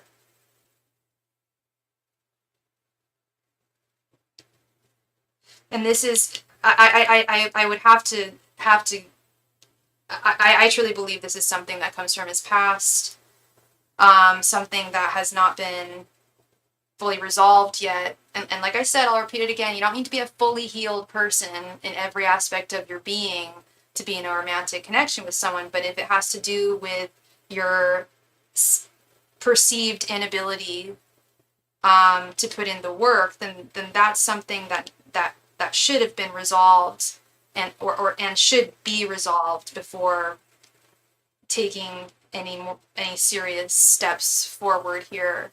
That's just what I'm hearing from Spirit and what I'm seeing in the cards. I mean, I can't tell you what to do. I'm not your mama. I'm not your boss. I can't tell you what to do. But Spirit is saying there's a lot that needs to be talked about here. Moving forward, a lot that needs to be discussed. The biggest one being his intentions here. What does he truly intend with you? How does he truly intend to be with you as a partner? Is he fully aware of everything that's going to be required? Because it's not a lighthearted thing here. The feelings are very, very real, very genuine. I feel like honestly, like, you do, please be aware, this is not a you situation. Like, this has nothing to do with you. Like, he really, truly adores you. This is very much a him situation. This is internalized conflicts that I believe he wants to work on. Especially if he took a step back during the summertime. I do think he wants to furtively work on them, but wanting to work on something and actually putting the work in are two different things. And if he has no idea what's going to be required of him in order to move forward, that's going to be tough. So I think what I would recommend is to definitely have a conversation, if you haven't already, another one. Even if you have had one, I would recommend still talking about this, just being crystal clear about finding out what his intentions are here. I know it's early on, and it's not like you're rushing him or pressuring him. It's just gaining clarity on how do we move forward from here. Okay, because he's very unsure. He's very much in the dark here, and he may just need some guidance from you. What's required of him. Okay. So that is what I see for you, Miss Cat. Thank you very, very much for your donation. I really appreciate you. And I wish you guys the best going forward from here. as hard as it is, try not to move things too quickly. You know, take things steady. Not don't have to be slow, but nice and steady. Slow and steady does win the race. And just hash out the details. Because you just want to be, both of you need to be crystal clear, you know. You're very welcome. Thank you, love. Thank you very much. Okay, I'm going to do another last call tonight for any and all donations. Again, I am not entirely sure if I will be on tomorrow. I'm going to do my best. So definitely click that notification bell as always, so you know each and every time I go live. I will not be on Wednesday. I will be flying away for a month, but I will still be going live when I am gone. You know, as long as I got a deck and an iPad, we can shuffle and we can read, and I bring my work on the road. So yeah, that's what's coming up with Starry Tarot. And then when I return, there's going to be some changes to the channel, just some new offerings, new different types of readings, just a more thorough menu of different choices for you to choose from. Because there's a lot of readings that I offer that people wouldn't know that I even gave if I didn't mention them or if they didn't see them. Like I offer past life readings, mediumship readings. I can get in touch with animal energies. I do soulmate readings. Yeah, all sorts of stuff, but I just need to delineate it more clearly in my menu so that you guys can see and get a better idea of that. Mercedes, how are you? Good to see you. We are on last call for donations tonight, so if you would like a reading, now would be your time, love. Thank you. I hope you're doing well.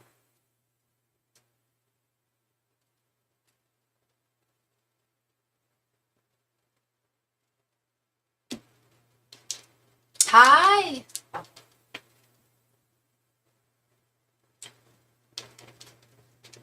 We can do a past life reading.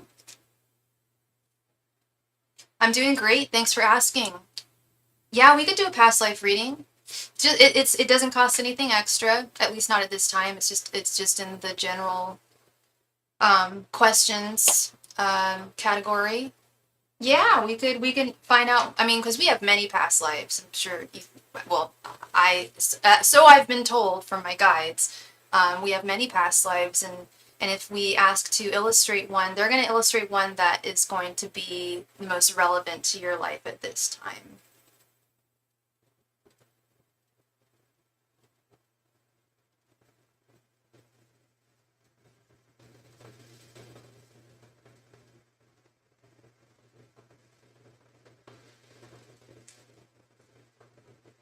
So just let me know, Mercedes, if you wanted to do that. Thank you very much, love. Thank you. All right. Thank you so much, Mercedes. Let's go ahead. Oops. Q here.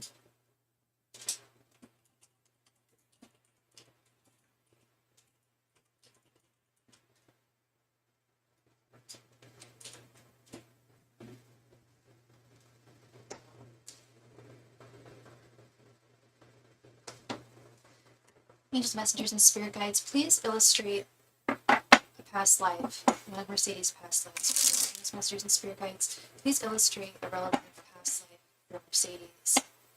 Angels, messengers, and spirit guides, please illustrate one of Mercedes' past lives. Angels, messengers, and spirit guides, please provide Mercedes with an illustration of a relevant past life. Angels, messengers, and spirit guides, please provide Mercedes with an illustration of a relevant past life.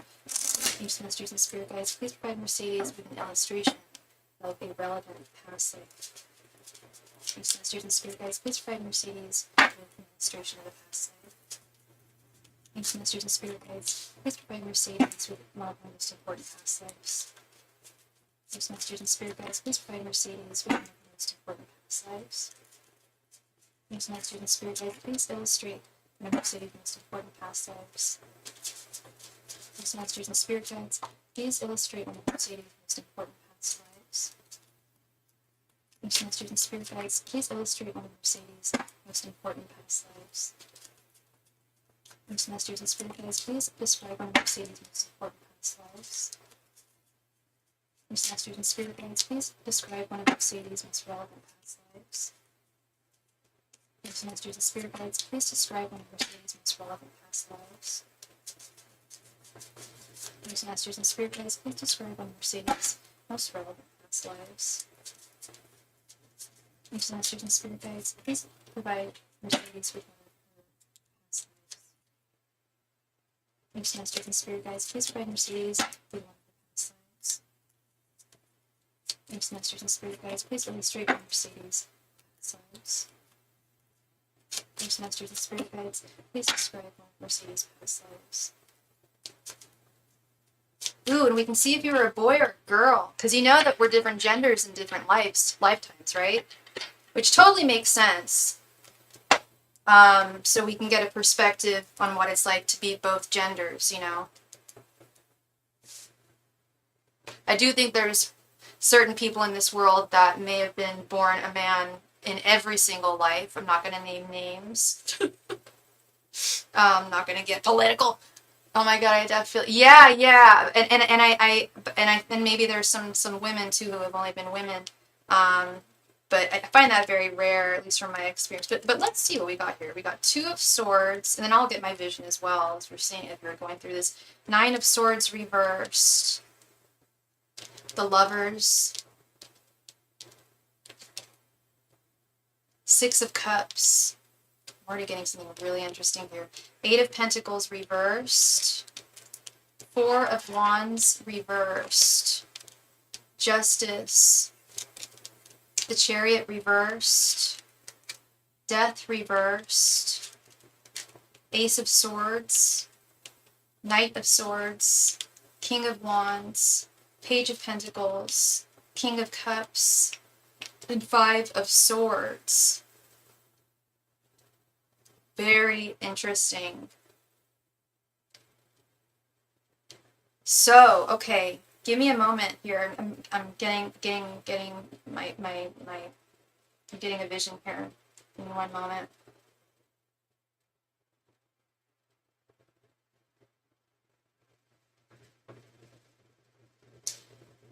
This is crazy. It's not crazy, but it's interesting. I just gave a reading for a young lady. And she has twins. You were a twin in this life. You were a twin. You were a female in this life. I thought I thought you were going to be a dude for some reason in this life, but in this life you were also a woman, and you had a twin sister. You were not identical, but you had a twin sister. You were very, very wealthy in this life. You came from a family with a lot of money. Like the house that I'm seeing you in, gorgeous, huge. Looks like it looks like a southern like house, like one of those like huge. I'm not gonna say the P word, but you know they used to be. What would you call those big mansions? Okay, the former plantations. I don't know if I'm even allowed to say that on YouTube, but one of those huge ass houses in the South, with like I'm seeing like columns and stuff, and like a gigantic porch. Yeah, your family had a hella money, hella money. And this was around the 19. Actually, this is the wild part, girl. Like villas. I don't know if I'd call it a villa. Do they call it? I guess they just call them mansions or something. But it's definitely in the U.S. This was definitely a U.S. life, and this was your last life, Mercedes. This was and crazy enough, as rich as your family was, this was during the Great Depression. So you really like had a lot of money, especially compared to like what other people had around you. You did not work. Sign of the times. A lot of women did not work back in that day. And unless they were, they really, really needed to, obviously, but you did not have to. You could have if you wanted to, and that's the thing, is you had a brain. I mean, you still got a brain on you, girl. You're hella smart. But you were whip smart, and you were educated.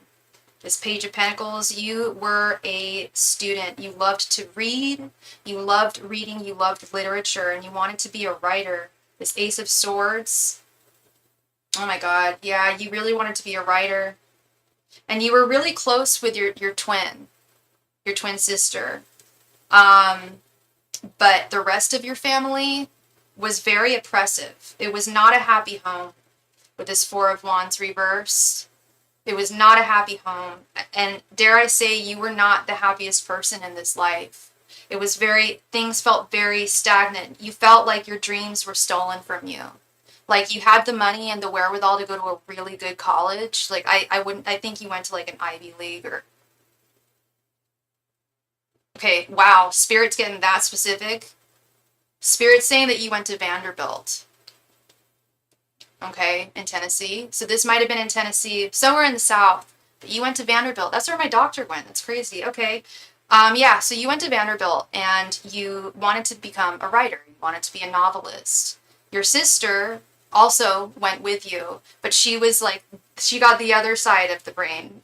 She was like all math, science, whereas you were about the arts, writing, literature, and you traveled far and wide. You traveled a lot. But then that came to, like when you were younger in college, you traveled, and then it came to a cease and a halt. When you returned home from college, you were kind of kept away from the world. You had a very tough relationship with the rest of your family. You and your sister were hella tight, like thick as thieves, like best friends, sister, like a sister, as every sister should be. Very, very sisterly love. But you always felt, despite the fact that you had such abundance, such wealth in your life, you felt really held back from the things that you wanted to accomplish in this world and the things that you wanted to achieve and speak your mind. This Knight of Swords, you still are a really, really smart woman. You were a brainiac. Like it was like education, writing, that was so important to you. And it was something that you really took to. Yeah, your parents were very, very overprotective of you and your sister. You had some brothers as well that were younger, and you and your sister were the eldest. And your parents were incredibly, incredibly overprotective of you. I think that I know actually you guys were the wealthiest family in the town you lived in. And your parents were always afraid that people were going to take advantage of that. Like there was no room for you to be a debutante. There was no real space for you to flourish socially within your societal position because of your location. Like if you'd like, I think like you wanted to move to New York. Like you wanted to live in New York, you wanted to be a writer, you'd been there, you'd visited New York, you loved it, you loved the big city, you loved big cities. And your parents were like, nope, that's not happening. They thought it would be too dangerous for you. They thought that it would worry you too much. But the truth of the matter was that they were the ones worrying constantly. You would have been just fine. You would have been A-okay in New York, but they held you back from their dreams. They held you back from your dreams. And they thought they were being just and fair, but they weren't. They thought they were operating from a place of love, but they were operating from the opposite, from a place of fear, undue and unjust fear. And some antiquated, outdated thoughts and feelings and regards for city folk as opposed to country folk. People still hold those thoughts nowadays, right? City mice and country mice, but it was pretty it was very like more discriminatory in that sense. Like, oh, there's people there, you know, all different types of people in New York City, and you know, you got to be around just your people, that kind of thing. Um, and but you still managed, like, you weren't completely held back with this King of Wands. Like, even though you had a really, really tough dad, like, it was your dad who was the real harsh one towards you. Um, and he called the shots, really. Like, whatever daddy said, like, mom went along with it. And it was usually pretty harsh. And, you still wrote, you still continued to write this beautiful Six of Cups and Ace of Swords, and you also eventually were able to leave and get, but the only way that you were able to leave, and not to, it wasn't to New York City. You never got to New York City. You never got to the big city that you wanted to go to. You were in the same small town your whole life, other than the travel you did when you were in your 20s and college and your teens with your family. Other than that, you were pretty much stuck in that town. And you did find a gentleman who you loved very, very much, and you had children with him, and he very much supported your dreams. And he was he was like your muse. I wouldn't be surprised if you wrote a lot of romance, but you wrote novels, you wrote short stories. You were like a very prolific writer, Mercedes. Um, and he fully supported that. Nothing of yours ever got published, sadly. And that's where you felt stuck, was like you had this amazing voice. You came from an amazing amount of privilege. You were so intelligent, and you still are. I'm sorry, don't mean to sound like it's past tense, but you are still very intelligent. In this life, that like you like had this crazy, insanely amazing talent, and you weren't able to put it to use. You weren't able to ever. Oh my gosh! And she's even reading a book in this card. You weren't able to ever get published. You weren't able to ever have anyone read your works and then get paid. And it wasn't even about getting paid for your work. That wasn't what mattered to you. You had enough money. You had FU money. Like your family. I can't express that enough. Y'all were hella rich. So it wasn't about the money. It was about your sense of self, your sense of purpose, your sense of belonging in the world, your voice. This Ace of Swords, expressing your voice, sharing your voice with the world, sharing your stories with the world, and you had such an incredible insight into humanity. You'd seen so much of the world that a lot of people hadn't. God, if I wish I had the gift of finding out what people's names were in their past lives and seeing if we could like find out where you lived and like see if there were manuscripts left behind for like great aunt whatever your name was in this life, you know. Because I'm sure that your writing that you did is still stuck in someone's attic somewhere. Your now great niece or a great nephew or someone took that. Someone took your manuscripts and kept them. It was like, wasn't auntie so and so, or wasn't mom, or wasn't grandma so and so like so cool, like they wrote all this stuff, but they were ultimately defeated. You felt defeated. You felt like your with this Five of Swords, you felt like your voice was shut down. So every life has its ups and downs. Obviously that wasn't a very intelligent thing to say, but that's kind of obvious. But in conclusion, I'd say you had you had a good life. You never wanted anything physically. You had love in your life.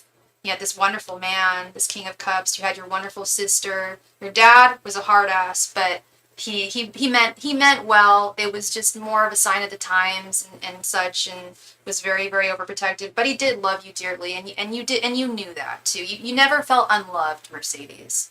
You never felt unloved, but you did feel very defeated.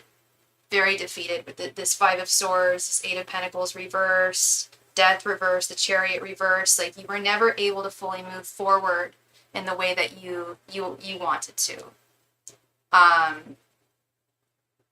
And no one's stopping you now, girl, from any of your dreams. At least I hope they're not. I hope that no one's trying to put a block on any of your dreams now.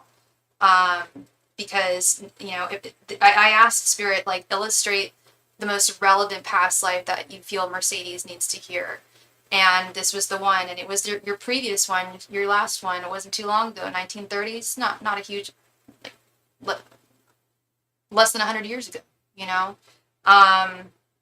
And I think the message here is, like, don't let anyone hold you back from your dreams. That sounds so corny, and I don't know, it sounds like a Sesame Street episode or something, but it's true. Like, don't let anyone stand in the way of your dreams. And whatever you dream, you can conceive. You've still got that brain on you. That never went away. And whatever your desire is in this world, especially when it comes to your voice, like, let it be known, let it be heard, speak your voice. Whatever your art is, whatever your craft is, like, just demonstrate it without fear and without hesitation, because this is your life. This life is your time to shine, because that was the one thing that sucked about this life, I'd have to say. This last life, you were loved by your family, this great twin sister, this great husband, went to an amazing college. You traveled all over the world, but you wanted to share it. You wanted to share what you learned, and what you saw with the rest of the world, because you knew how privileged you were. It wasn't like something you weren't aware of. Your parents were really good about that too. Like, we do very, very well, and not everybody else does as well as us. And you don't look down on anyone for not having as much as we do. We don't judge people like that. Like, your parents were good people. They really did mean well. They were just very fearful. They weren't racist. They weren't classist, but they were very, like, just shut off, I feel, from the rest of the world in a lot of ways. I think they're just stuck in old-timey kind of thinking, and but they definitely imbued a lot of wisdom in you, and they let it be known, like, we are very special. You are very special. Not everyone has this that we have in life, and so you knew how lucky you were. I definitely know some very wealthy people who were not raised that way. They just kind of just feel like, well, doesn't everybody have money? Like, this was not that case. It was like, no, we're very blessed. We've worked very, very hard, and we're also not better than anyone else. But I think, like, underneath it all, like, even though, like, your parents said that, I think there was a little bit of an old school feeling of that, like, because that fear they had of you moving to New York was irrational. Like, they thought you were, like, going to get mugged, raped, whatever, like, every single day just walking to your apartment, but that just wasn't the case. Like, you would have been all right. But yeah, that was a very, very, very fascinating life that you lived. Yeah, that was incredible. I hope it brought you some clarity, and I hope that you can take aspects of it and apply it to your life, and yeah. You're so welcome, Mercedes. Thank you, love. Thank you very much. I'm really glad I mentioned that now. That's exactly what I need. That's exactly why I need to update my menu. It's because I have all these different types of readings, and people wouldn't know, unless I say it. So I gotta write it, just like you did in your last life. I gotta write. Thank you again, love. Much love and light to you. All right, that was cool. That was a cool ass reading. Okay. So we're gonna do another last call for any and all donations tonight. Like I said earlier, I'm gonna do my best to be on again tomorrow. I for sure won't be on Wednesday, and I likely won't be on for possibly I'm gonna do my best, but it might be like a week or so before I start going back on and get back to the groove of things. And I will be going on mornings over the next month. I might try and do some evenings. It's going to be tough with the time difference, but it'll probably be mornings in the United States when I go on. But last call, everybody. If you have a question tonight that you need answered, I'd be more than happy to answer it for you.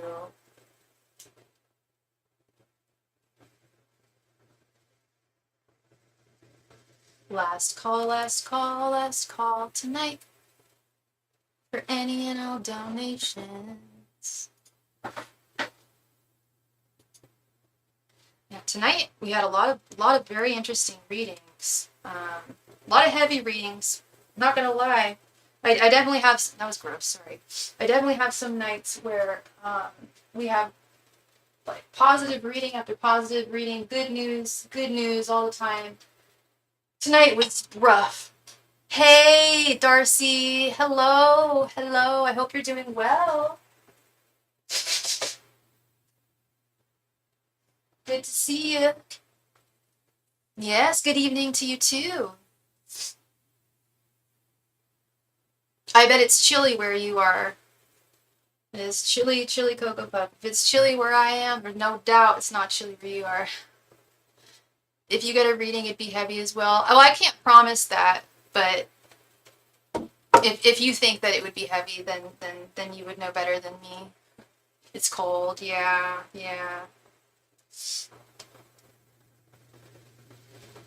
Yeah, we had some very... Hi, Alex, how are you? Good to hear. Yeah, we had some very interesting readings. Yeah. But even when they're heavy readings, the truth sets us free, doesn't it, Andre? Right? Yeah. Because what good does it do if it's not the truth, right? And then we can manifest our own path in reality. Man. Oh, so cute. It's cool. Be right back. I'll get a reading. Okay, sure. No problem, Darcy. I'll give you a couple minutes, all right?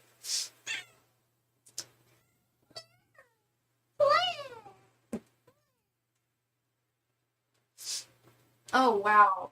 Andre, you got the stinkiest breath. You're lucky I love you so much. You're lucky. Oh, hey, Andre. I got 2 little boys. Oh.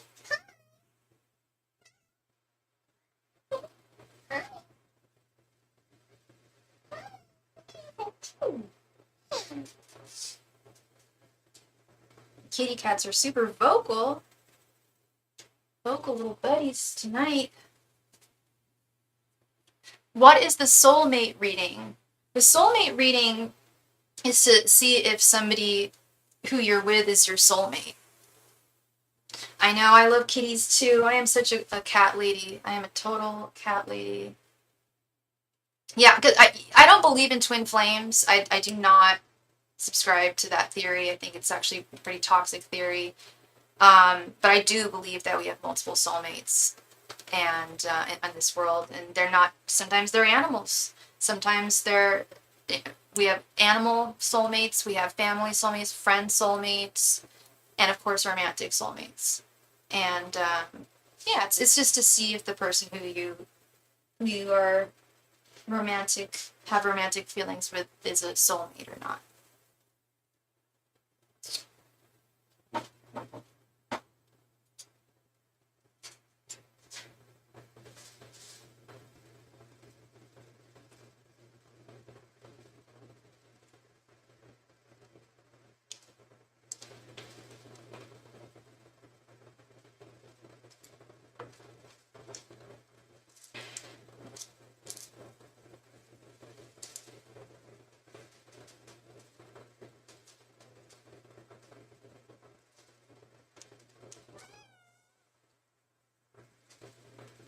You want to do another one if I'm up for it, but you don't know what to ask. Okay, well, yeah, I'm happy to do a reading for you, Mercedes. And thank you so much, Darcy, for your donation. Did you want 2 5-card readings or did you want a 10-card reading?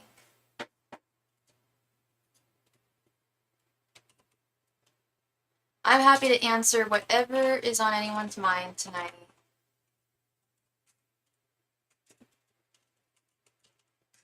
As long as it's not legal or medical, of course. As usual.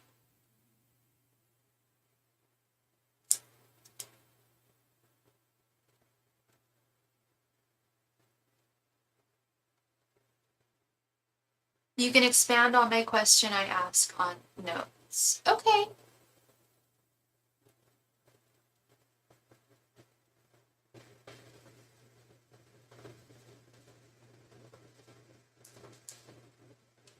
Aww. Henri, you're so cute. You used to just, I used to read in the garage. I used to have my setup in there. And there's carpet in there. So Henri, my big fat cat, there's a skinny black cat and a fat black cat. And the fat boy is real fluffy. He's not a long hair, he's a mid hair. But he needs to be brushed every day. And he leaves like the last cat. When I brush him, it's like a whole cat came off of the brush. How will it turn out if he does? I'm sorry, who's he? And how will what turn out if he does? Oh, Henri, aren't you just the cutest little boy? Look at that little face. Look at that little face. Oh, look at your little face. You're so cute. You're so cute.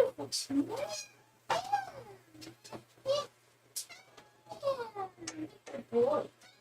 He always good boy. How will it turn out if he does? Your daughter's dad. What do you mean? Okay, I think maybe one of the questions didn't get posted. All I'm seeing is how will it turn out if he does, and then I see my daughter's dad. How will what turn out if your daughter's dad does what?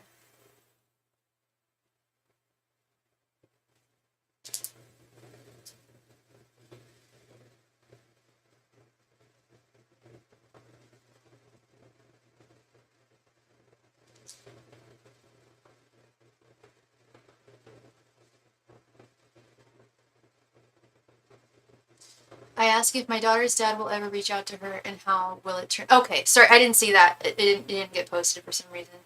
I'll write that. That's a question. Okay. Daughter's dad will. And what is his name, love? And what's his sign? He hasn't talked to her in almost 2 years. Jeez. I'm so sorry, Darcy. And I'm sorry for your daughter. James, okay. Angels, messengers, and spirit guides. Will James ever reach out to... And sorry, hun, what is your daughter's name? I also need to know your daughter's name. And can I get her sign too?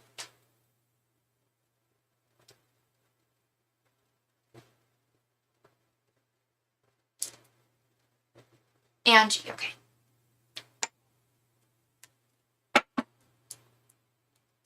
Angels, messengers, and spirit guides. Will James ever reach out to Angie?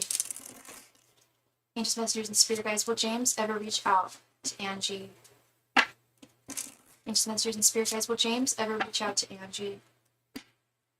Angels, messengers, and spirit guides. Will James ever reach out to his daughter Angie? Angels, messengers, and spirit guides. Will James ever reach out to his daughter Angie? Angels, messengers, and spirit guides. Will James ever reach out to his daughter Angie? Angels, messengers, and spirit guides. Will James ever reach out to his daughter Angie? Angels, messengers, and spirit guides. Will James ever reach out to his daughter Angie? Angels, messengers, and spirit guides. Will James ever reach out to his daughter Angie? Angels, messengers, and spirit guides. Will James ever reach out to his daughter Angie? And did you want to do, so you wanted to start this with 5 cards and then add on to it? Is that what you meant?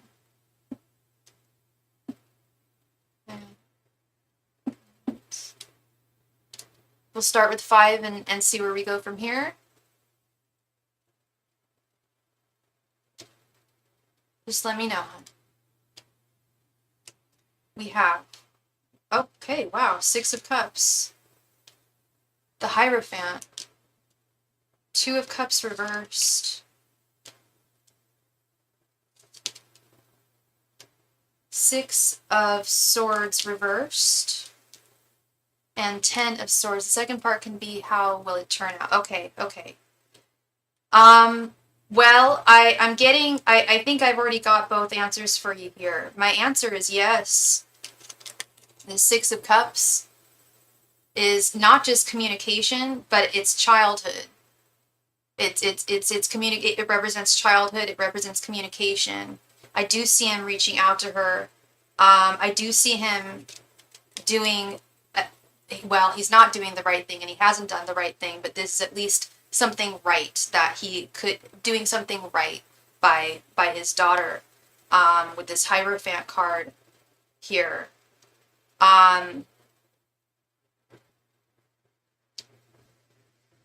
However, I do think that it's going to affect her in a hurtful way. He's not trying to hurt her, but I do see her feeling disconnected, feeling detached, feeling as though this might be the last time she speaks to him because he's so absent in her life and has been, or at least has been for the past 2 years. So now she's got a very, very legit fear of or will develop a legit fear of, is this the last time? Like, Dad came back, is this the last time? But yeah, this Six of Swords reversed, I see that he has gone away, or he went away, but it is not permanent. He will be returning. The Six of Swords reversed. My answer is yes. Yeah, he is going to reach out to her. Yeah, let's ask how it's gonna go. Let's see. I do see her be, yeah, I see fear being very much a factor here. Legitimately so, from Angie. Like I said, I mean, he's been absent for how long, and then he comes back into her life, and she doesn't know if it's the last time that they'll speak together, you know?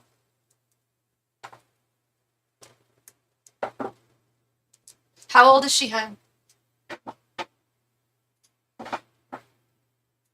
Angels, messengers, and spirit guides, how will it go when James reaches out to Angie? Angels, messengers, and spirit guides, how will it go when James reaches out to his daughter Angie? Angels, messengers, and spirit guides, how will it go when James reaches out to his daughter Angie? Angels, messengers, and spirit guides, how will it go when James reaches out to his daughter Angie? 11. I thought she was about that age. Thought she was. I was thinking like 9 to 11. Yeah, that she's cognizant. She's aware. You know, it's not like she doesn't know what's going on, and he hasn't spoken to her in 2 years, and she was 9. You know. Angels, messengers, and spirit guides, how will it go when James reaches out to his daughter Angie? Angels, messengers, and spirit guides, how will it go when James reaches out to his daughter Angie? Angels, messengers, and spirit guides, how will it go when James reaches out to his daughter Angie? Angels, messengers, and spirit guides, how will it go when James reaches out to his daughter Angie? Angels, messengers, and spirit guides, how will it go when James reaches out to his daughter Angie?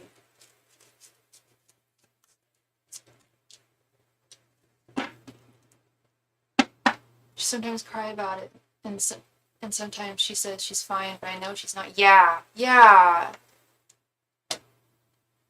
I'm so sorry, Darcy, and I'm so sorry, Miss Angie. Much love and light to her. Sweet girl. Kids, no one deserves it. Okay, the Tower reversed. Four of Cups. Eight of Pentacles. Nine of Cups reversed. And Death. Yeah, we had the Ten of Swords in the last reading, and now we've got the Death card. Yeah, I can't force someone to be a dad. Yeah, sadly, there should be honestly should be a law. I think, but I mean, there are laws in place, but you know, yeah, sadly, some guys just won't step up to the plate. I see her being disappointed, love. This Nine of Cups reversed. I feel like this this talk is not going to satisfy her. It's not going to make her content or happy. She's going to feel like she's at a loss with this Four of Cups. She can't help but feel two ways, and she's a Gemini too. On one hand, he's her father, and she loves him and would like him to be in her life and does want him to communicate with her, but she so has this very valid fear, of course, that it's not going to be sustainable, that he's just going to leave her behind this four and leave her feeling empty with this Four of Cups, Nine of Cups. I don't see any huge disasters or blowouts with this, like no huge arguments or anything with this Tower reversed.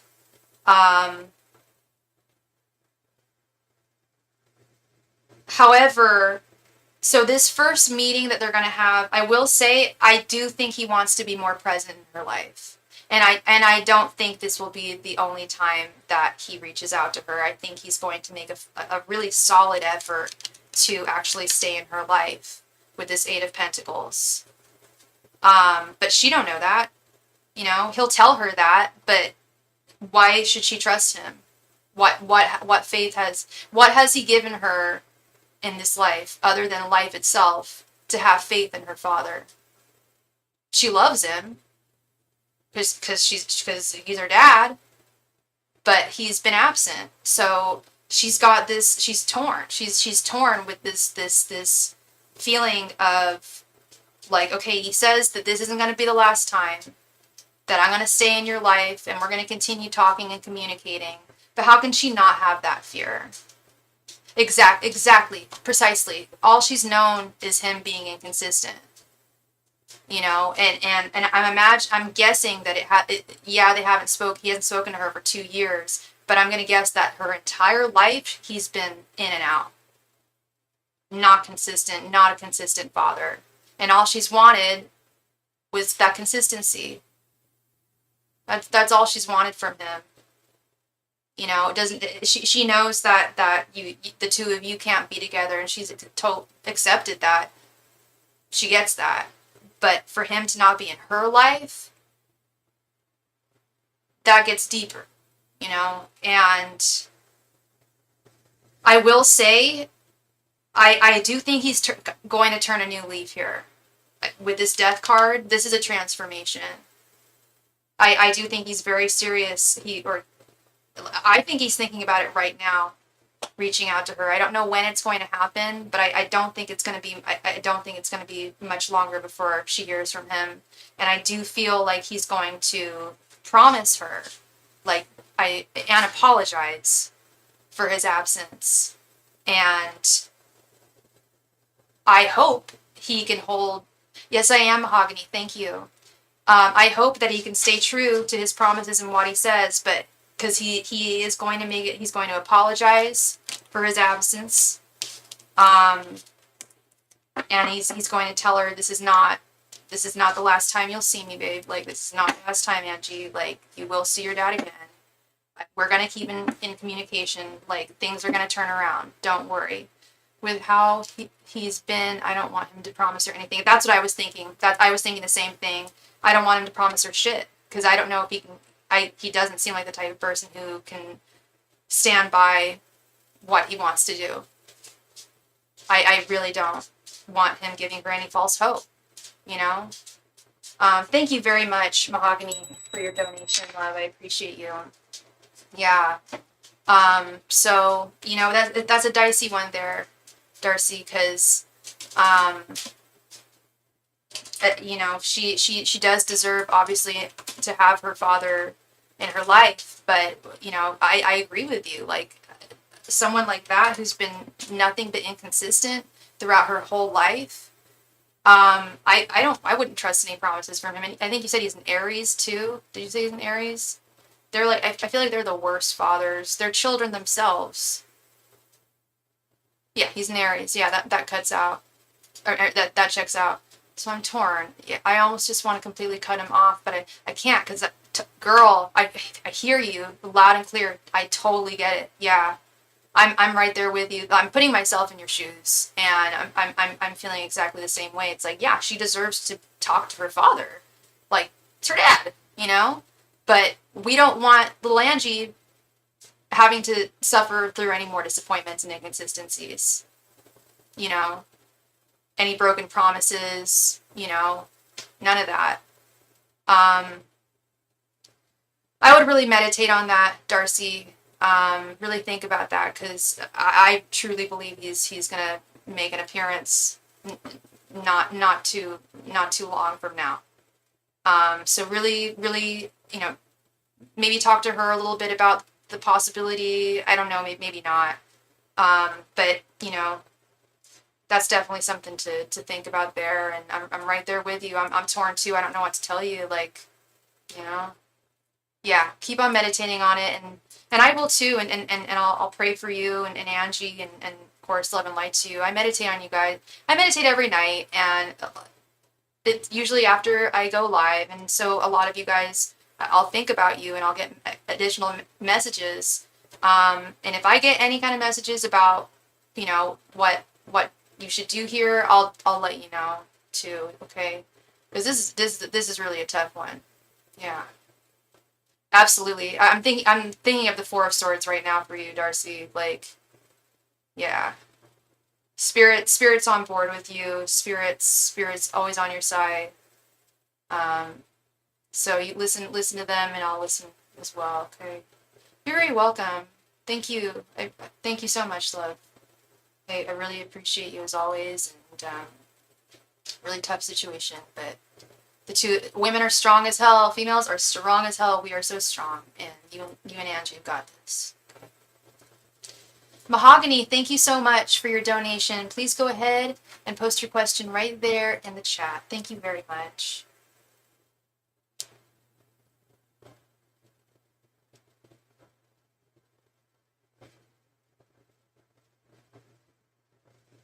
What would Jay say if I asked him if he wanted to come over? Let's see. And what's your sign again, love? And what's Jay's sign?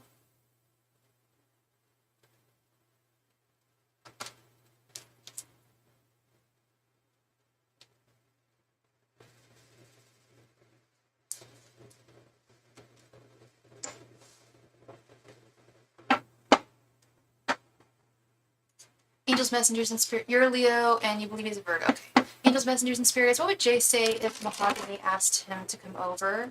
Angels, messengers, and spirit guides. What would Jay say if Mahogany asked him to come over? Angels, messengers, and spirit guides. What would Jay say if Mahogany asked him to come over? Angels, messengers, and spirit guides. What would Jay say if Mahogany asked him to come over? Angels, messengers, and spirit guides. What would Jay say if Mahogany asked him to come over? Angels, messengers, and spirit guides. What would Jay say if Mahogany asked him to come over?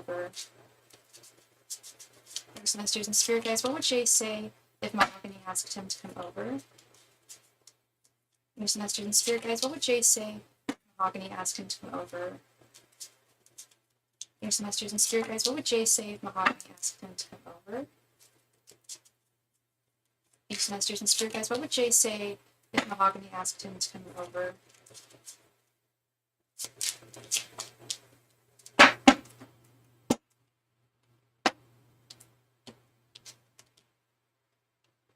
Ace of Swords, Two of Swords reversed, Ace of Cups, Seven of Wands reversed, and Knight of Swords reversed. I think he would say yes. I think he would say yes. There is an element of confusion with this Knight of Swords reversed and this Two of Swords reversed. Very similar energies with those cards, but aces are almost always thumbs up cards for me. Like that's a yes. I think he would come through. I just don't know about the Seven of Wands reversed. I mean, I'm assuming it's a physical interaction. I'm gonna guess. And if it's sexual, physical interaction, I'm surprised that the wands are reversed. So I want to get some clarity on this.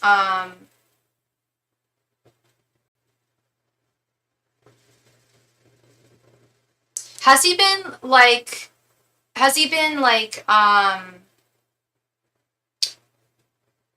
he been, what's the history with you guys? Has he been standoffish? Because this Seven of Wands is also like giving in. So if he's been feeling like, or saying to you like, no, I shouldn't come over, or withholding from you, I feel like he would be like, okay, like, and let go of that defense. There's some kind of defense, kind of some kind of wall he's got up. And I feel like yes, he's been standoffish, so I just let it be. Yeah. I think he would say yes. I think that's what the Seven of Wands reversed is, hun.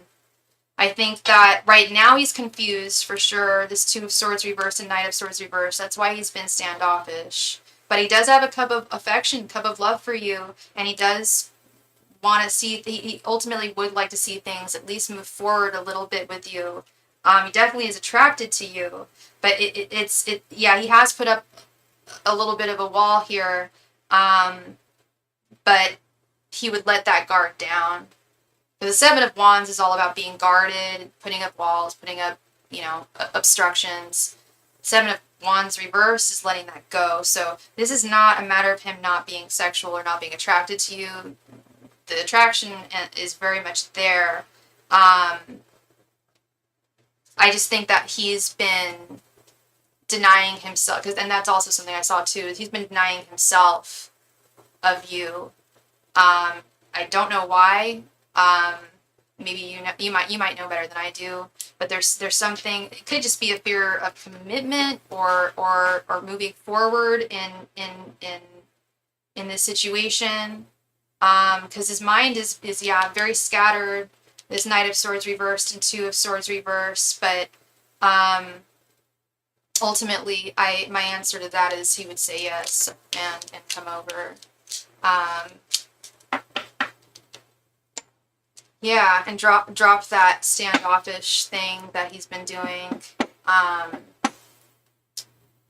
So I think it would be a win for you in the sense that, if you want to see him, you want him to come over, and you were to ask, he would oblige. He would come over. He would drop those walls that he's had up. Okay. But yeah, I say go for it, girl. I can't tell you what to do, but if I wanted him to come over, I got that reading, I'd be like, okay, all right. And even if he does say no, and it's gonna sound stupid because I do believe he's gonna say yes, but even if he does, at least then you'll at least have your peace, and know what's up. I feel like you'll have a better idea of knowing what's up. Because if you were to say no, I mean, there's going to have to be some explanation there, But I don't think he's going to say no. I think he's going to come right on over. Okay. Yeah. Yeah. I think that's good to know. I don't know why. Like I said, I don't know why he's putting up walls, but you know how people are. They can be peculiar in their ways, as I see every day in my life. Good Lord. But yeah, no, this would be a win. Well, thank you very much, Mahogany. I appreciate you, and I hope I brought you some clarity tonight. Yeah, thank you very much. All right. I'm going to do another last call for any and all donations tonight. And if you are watching this video and you like me, please just click the thumbs up sign, click like the video. It really, really helps me out, gets me into the YouTube algorithm. Right? Yeah, they sure can. Gosh, especially, girl, in my life and in the readings I give for people, just damn, people are peculiar in their ways. And sometimes there's just no explanation for it. Oftentimes there is, but sometimes, especially with that Knight of Swords reverse energy and Two of Swords reverse, I don't think he even really knows quite well why he's putting up these walls. Stupid. He's not stupid, but, you know, his behavior is not. Yeah. Oh, no, no, you won't embarrass yourself. I don't see this as embarrassing yourself. Like I said, even if he ends up saying no for whatever reason, which I really don't think he will, but even if he does, I feel like just asking will bring you some clarity. Because if he does say no, then I would ask why. Why not? What is this wall that you're putting up and for why? Because then you'll at least get that clarity, you know? I don't think that's what's going to happen. But don't feel embarrassed. Don't feel embarrassed. Your time is precious. Your time is precious, and if he's someone who you want, um, that's nothing to be embarrassed about at all. Last call, everybody, for any and all donations tonight. If you would like a reading, please let me know. I'm going to do my very, very best to come back on again tomorrow. I will not be on Wednesday. I likely won't be on possibly for another week after Wednesday. I always give private readings. You're very welcome, Mahogany. Thank you. Thank you. I always give private readings. Even when I'm traveling, you can always email me for a private reading over Zoom, where we just talk as long as you need. We just get to the bottom of every question you got, use as many cards as you want. I offer those. I also offer private readings. Just send me a donation and I will get back to you in less than 24 hours. I can either type it over email, or a lot of people like me giving them readings over DM on my Instagram. And everyone should go follow me on my Instagram. I'm trying to start a little empire over there. I've got 2 Instagrams. I got a personal Instagram, which I started, I was one of the first people on Instagram, so I've got, I think 5K followers or something. And then this little Starry Tarot baby, she's got maybe 100 something followers. I need to grow with my Instagram for sure. So if you're on Instagram, follow me, please. I would love that, everybody. Last call tonight for any and all donations, everybody. Last call. All right, and with that, I'm going to call it a wonderful, wonderful night. Thank you all so very much. I know it was a little bit of a heavy evening for most people. There were a lot of heavy readings there. But I promise you the truth will set you free. And even if it hurts, it ultimately sets us free, and we will be relieved of that pain as time goes on. Okay. Much love and light to everyone. Thank you again, and I will do my best to see you all tomorrow. If I don't see you tomorrow, I'll be in France next time you see me. That'll be next week, and I'll be on in the mornings, and yeah, so I'll be a morning girl for the next month. Yeah, thank you all so much. Good night, Miss Mercedes. Good night, Miss Mahogany. Good night,